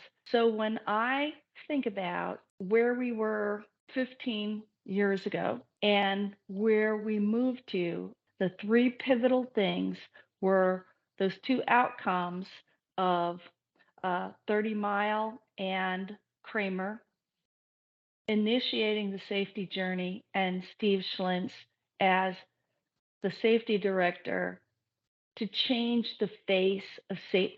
Leadership was there after we started the safety journey. Getting the safety community and the apparatus around safety, including interagency, that was Steve.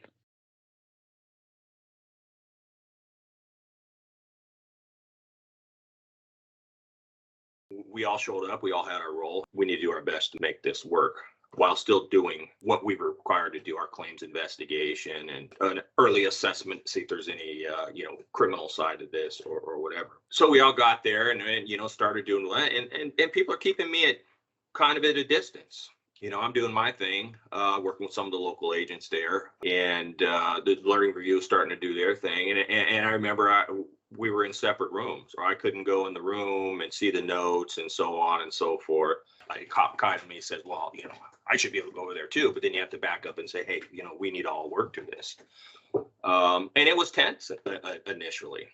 But I think as we all worked together, shared notes, I think it kind of dawned on a lot of people, hey, we can all do this together.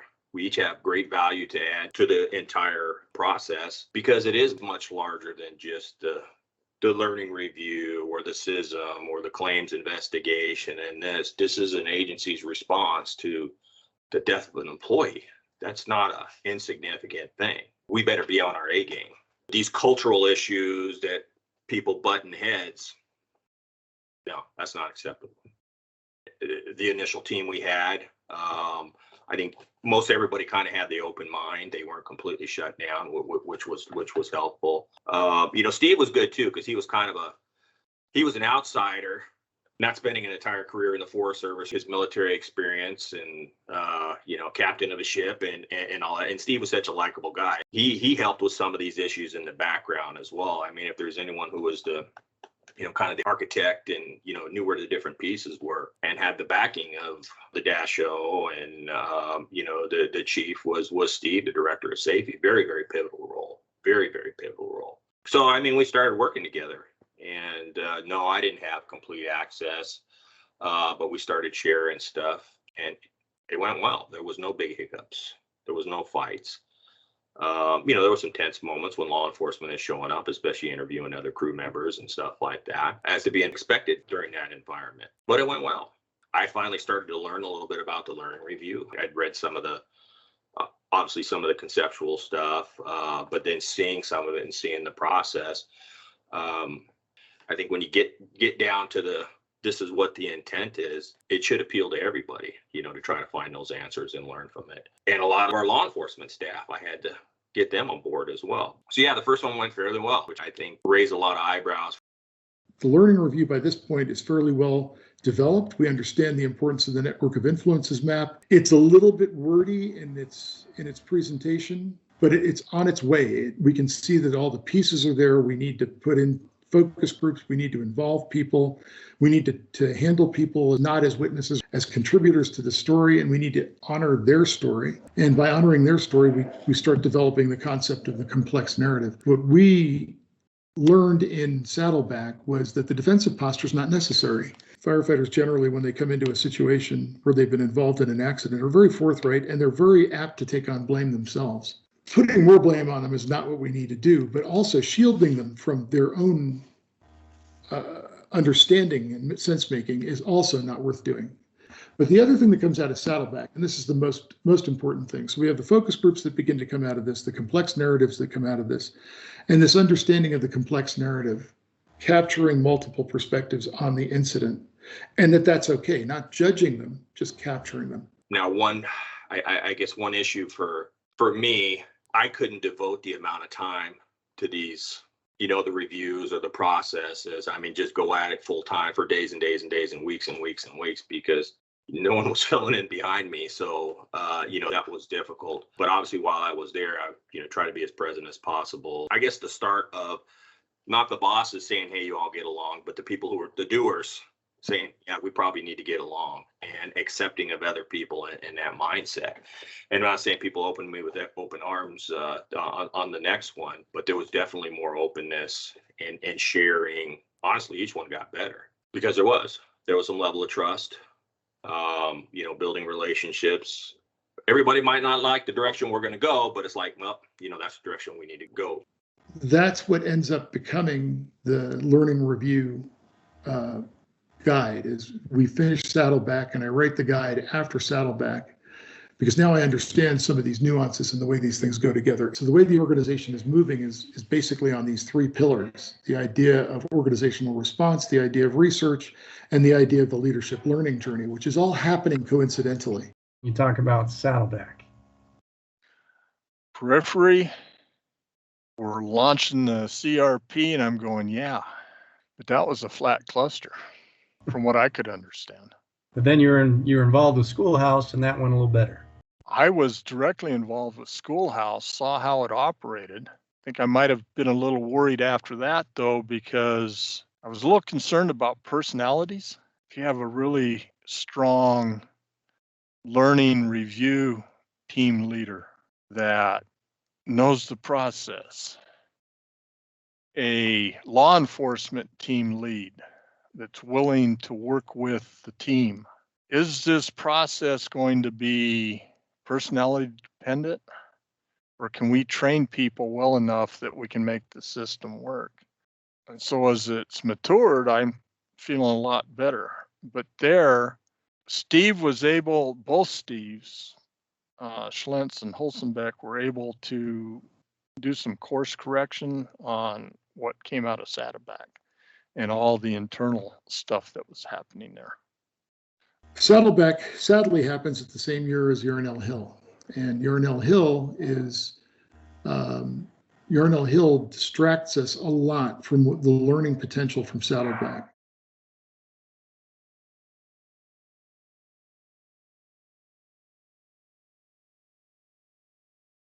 So Yarnell, I'm sure everyone knows, we lost 19 firefighters from Granite Mountain Hot Shots down in Yarnell, Arizona in 2013. The team that was stood up, we were working for the state forester.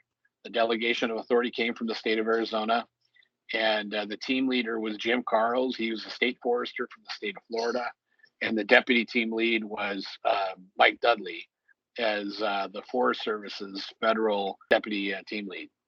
John Phipps was assigned as an advisor. One thing that amazed me about that, it was like, well, how could a whole crew perish? It was something in the fire community, the notion that you could lose an entire hotshot crew was like, whoa, that can't happen. So we got a mandate from the governor to have the report done by, I think it was September 19th or 20th, with the intention that we're going to be briefing the families on the end of the month, on the 27th or 28th of September. That was a pretty tall order, when you understand what the breadth and complexity of what we had. Yarnell Hill. Okay. One, it was a state show. It was not a Forest Service. It was not a federal show. It was a state show.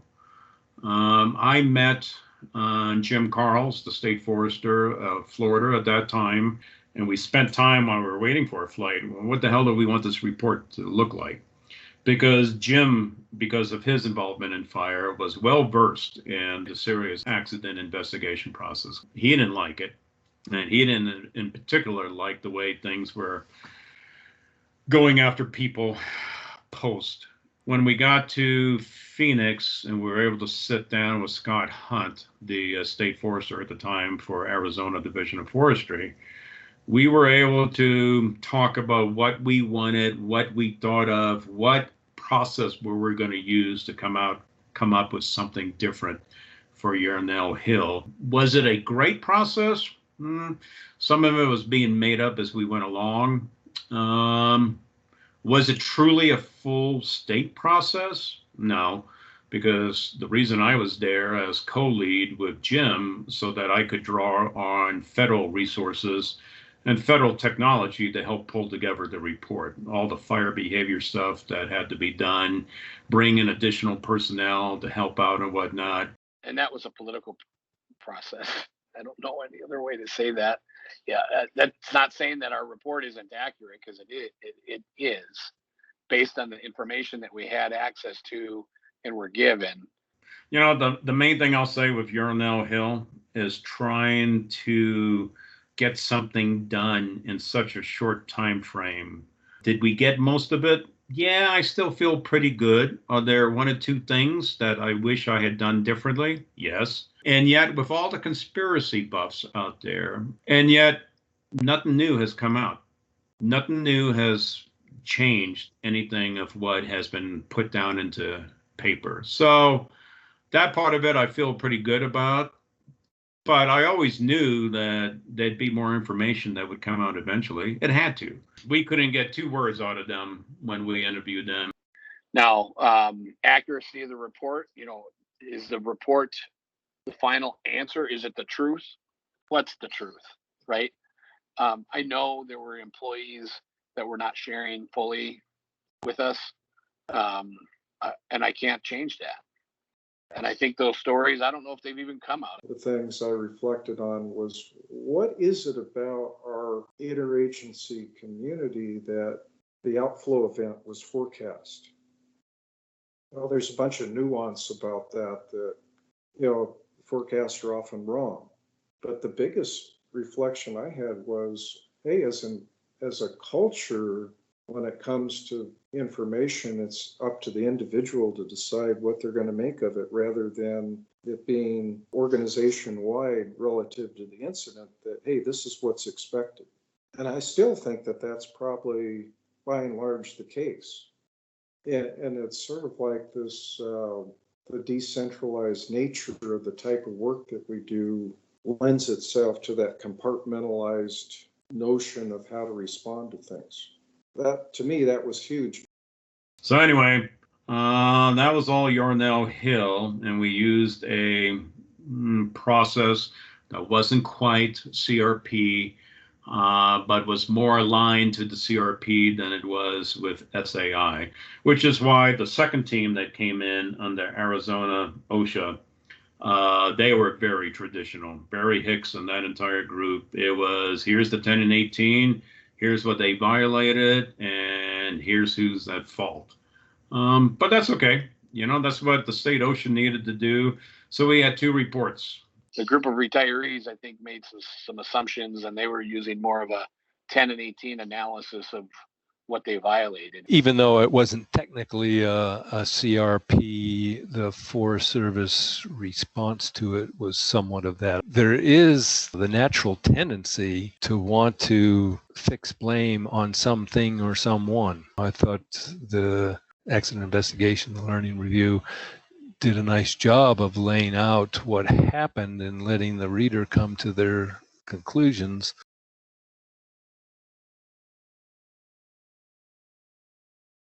My first CRP was Schoolhouse, right soon after Saddleback, and where I actually got the opportunity to see how everything was going to fall together. And I realized we were kind of in the infancy, but I thought we had a real good product that would be able to mature and grow and get us into a position where we can get away from assigning blame and assign learning to unintended outcomes. I've been doing these reviews, including, since when the agency formally, adopted the CRP. It's still the fundamental principles of the FLA process that the teams are rolling out and practicing and doing. And I'm not sure what the differences are. Is there some differences back then where there's some differences in vetting the recommendations moving forward? Yes. but I think the ultimate mechanics of what we were actually doing, learning review or FLA from 2010 to 2015, have been generally the common person wouldn't know that there's a difference. Process as a whole is great. We need to do a better job on the interview, and I think that's in the works. We can't do more damage to the employees that are going through this tough time, and it's already been done by asking questions. One of the things I learned is, as you're telling the story, to get to the bad part, you can't leave it there and end your interview. Got to go back and take them out of that deep, dark hole. Yeah. Because you could be causing damage that you have no idea you're causing. So the interview, a better method of contracting and expanding these things with qualified people. I know the first few times this thing rolled out, we rolled out like an IC team fighting a 100,000 acre fire with 1,500, 2,000 firefighters. May be needed, maybe not. Yeah. Can you have teams with 4 or 5 folks there? And then if you need to bring in some other folks. So that ability to contract and expand would probably make line feel a little better. When I talk about where we should evolve, I have to reflect back on one of my biggest frustrations is that as leaders, we were not believed.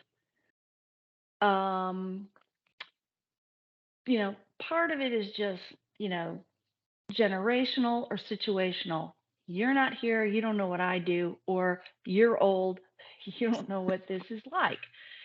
And I mean, many of my contemporaries as leaders were smoke jumpers, hotshot crew leaders, very experienced in fire. But when you show up as the regional forester or the deputy chief of this or that, I guess people think that's all you've ever done. I believe that the thousands of women and men I've dealt with over my career in general not only want to do better themselves, but they want to leave a legacy. And what the CRP did, not as well as we had hoped, I don't think, but what it sets a basis for is that you can begin to talk openly about what you saw and what you did and why you did it for the express purpose of thoughtfully trying to ask, what can we take out of this to teach to younger folks? How do we distill these perspectives and attitudes, these observations, which, as you know, can be so amazingly different? How do you do that to allow us to improve and grow as an organization? I think that simply the step away from the SAIT into the CRP, and in fact, the universe of FLA, CRP, and so forth, sets a frame that is much more useful for the future. CRP should have more line buy-in. I'm not sure all of our and we got a boatload of new line officers out there, have any understanding of what an accident is. Probably haven't had their required Ocean 1960 on what their responsibilities are. Just understanding the process, because they're like pie-eyed when they get this team come in and do the in-brief. Yeah. Just sitting there going, oh my God. With that said, we need to get OSHA out on these things. Yeah. But it really helps to have an OSHA investigator that's been on an active division on a fire to see how that operates, and then get them involved in the CRP down in Tucson, or put together a CRP truncated course that can be loaded up and they can review it as a podcast or something. When it comes to safety within the organization, we've got to have a learning environment.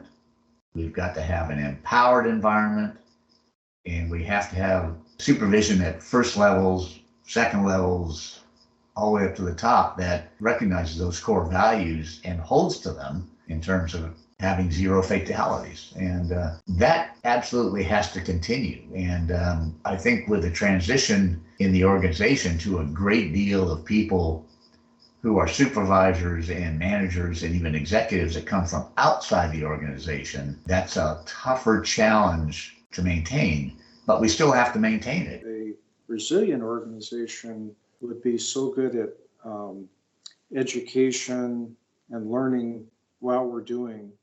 When I say learning, that includes that loop of adaptation. The learning review narratives tend to get into the detail. I'm not, that's part of it. There's learning at that scale, but how do we learn at the incident scale? How do we learn at the regional scale or national even? And all those ought to be interconnected. Yeah. And from a resilience engineering perspective, interact in a way that builds resilience. The tension in the CRP FLA process is the tension associated with a societal norm that still says if there was an accident that significant, somebody screwed up. And so we have not yet bridged the political expectation, and I'm talking about the body politic in terms of citizens and their representatives. We have not bridged that body politic where some of the more esoteric ideas we bring out of the CRP FLA work is tangible and significant enough for a society that still wants to know who screwed up and what is the punishment going to be for them screwing up. Where should this go? What I think was really important about the safety journey was it forced leaders to engage with their employees. Not a report, this is what happened, not a checklist, you got to do this and this and this, but actually engaging and listening. And my experience was our leaders were not comfortable with that kind of direct, one-on-one feedback. Some were, but most weren't. That engaging people skill is not something we've promoted people for in the Forest Service. It's technical, it's being authoritative, but engaging, that's really, really different. I suspect the ability to engage people is going to continue to be really important in keeping the interest level high on this topic and keeping the trust level high. You don't trust somebody that's the name at the bottom of a letter or an email or whatever it might be. And engagement is a skill that takes work, and what's required to engage changes over time as the workforce changes. And being flexible, working at your skill at that's as important as any kind of policy changes that might underlie the CRP. There's probably just a few more retirements to be had, and then you could slip back. And that concerns me. That's why consistently I thought that the logic in policy ought to be encoded into the manual so clearly that you can't change it. And we still, I don't think, have that. A dreamer like me thinks that maybe it's Joe Harris or somebody that's going to figure out some of the ability to have some kind of walkthrough that can better correlate claims, civil litigation, criminal litigation, SAIT, CRP, FLAs, doctrine, because I see enough slivers of commonality to where I no question those will be reconciled. I also understand the bureaucracy and the societal behavioral impediments to those kinds of things, and think that it will still be time measured in years, perhaps decades, before those changes are made. The stories change over the trajectory of your career. 30 Mile, Kramer, Esperanza, Iron 44, they were definitive in making the agency make changes.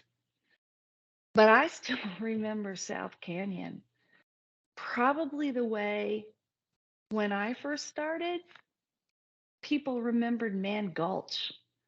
These horrible events, well, they're markers in our agency. There's a way that teaching honors those events when we build on them. So talk to me about so we went from kind of naming, shaming, and blaming, right? And then we realized that when we did that, people felt scapegoated and they didn't want to talk anymore. And we realized that, we have to pay attention to human factors. Humans are not machines. You can imagine playing Simon Says with the Data character from Star Trek: The Next Generation, right? If you played Simon Says with him, that'd be the most boring game in the world. You play Simon Says with human, that's what makes it fun. Is there's motivation. They want to do the best. They want to really pay attention, but sometimes they do something even though Simon doesn't tell them. And that's kind of the essence to me of human factors. And we have to pay attention to that and realize that that's how people work. And if we don't account for that in our system of work, it's going to bite us, and it has bitten us, right? And so there's an innovation there, trying to deal with that and making sure the context and where people's situational awareness. It's not enough to say that they lost situation. It's not accurate to say they lost situational awareness unless they lost consciousness, right? If they're asleep, it's that they're paying attention to something other than what you think they should be paying attention to in hindsight. And that's because you have access to the outcome where they don't. So there's no preventative value in pointing that out, right? It's how do we design a situational assessment so that people are better equipped to have, they're paying attention to the areas where we think as an organization and a learning organization, people ought to be paying attention, right? So we have a responsibility as an organization to help design that situational assessment such that people have the relevant situational awareness rather than pointing out in hindsight that, hey, you were paying attention here, but because I know the outcome, I know that you should have been paying attention over here, and there's no preventative value, right? So but that's still all event driven. And then you enter on the scene and you're tasked with the meta review, which came out of TWISP, right? Let's look at a bunch of different events, look at different data points, and see how all of those collectively can inform how we design a better system of work. And in the process of doing that, you realize that, hey, you know what? We should do one of these every year instead of waiting 10 years to put this out. Why sit on this? And if we don't do one every year, then people forget kind of the early part of the decade and concentrate on the later part of the decade. And so we come up with this idea of the year in review process, which also kind of gets us away from the reactivity of event-driven learning to learning from everyday work, normal work, right? Here's a normal work environment. We don't have to wait for an accident to happen before we can learn from our system and make improvements to our system, which then, so we kind of went from meta review to year in review to having a gateway to normal work events and being a little bit more proactive. Is that a fair summary? Did I miss anything? Anything you'd add to that summary as far as the trajectory we've made over time? It's a super important, a great summary with a super important piece. When we do learning reviews, as part of the making sense of the incident, teams undergo a process called conditions of influence mapping. Understanding the conditions that are influencing decisions and actions in that point in time. And it's a super important exercise to understand all of the various pressures that our folks are under. And we do that very deliberatively for accidents, injuries, and fatalities. But those conditions of influence existed the day before, and the day before, and the day before, and the day after, and the day after, and the day after. And they come and go, and they change, and they morph. And they might, one condition of influence might not be pushing on me today, but it sure was yesterday, and it might again be tomorrow. So I think the move to thinking about normal work is acknowledging that our folks are always under pressures and they're always making decisions and actions to the best of their ability with the information they have available to them at that time. And the outcome, what does it really get you by focusing on the outcome and not the day before and those conditions of influence? And so I think the move to looking at normal work, understanding how those pressures exist over time and how they ebb and flow and change, might just get us to the point where we're thinking about those pressures. I think about the guys at TWISP all the time, sitting at the bottom of the road in the engine, looking up at the smoke column, and then looking over to the right, where if you've seen the pictures or if you've been there, you know that on to the right, there's this row of mailboxes. And when firefighters look at mailboxes, each one of those mailboxes is a house full of people. And you're looking at that and you're thinking to yourself, maybe they were, maybe they weren't, I don't know. But I'm putting myself into their shoes, and I'm thinking to myself, like, man, maybe I don't want to go up there. That one way in, one way out doesn't look good. And then I look at the mailboxes. If that day goes great and everybody goes home high-fiving, we've lost that learning in that moment of normal work, where that captain or that engineer looking at those conditions and asking themselves, should I go up there? And recognizing that it isn't a simple yes or no. It is an incredibly complex decision to take that action, and it's influenced by things. And just because it goes well doesn't mean that there's not hugely valuable learning to be had in those normal work moments, the things we call normal work. And really, when you begin to unpack that, you realize that it's all normal work. It's all normal work. That when you uncouple the decisions and actions from the outcome, it is all normal work. The distance between a hit by fatality and a hit by near miss is sometimes that much. So I think it's an important evolution to look beyond, in addition to, I guess I should say, yes, continue to focus on those days of the worst days, the accidents and injuries, the fatalities, and look at what's available to learn there. But then also to look at the next day,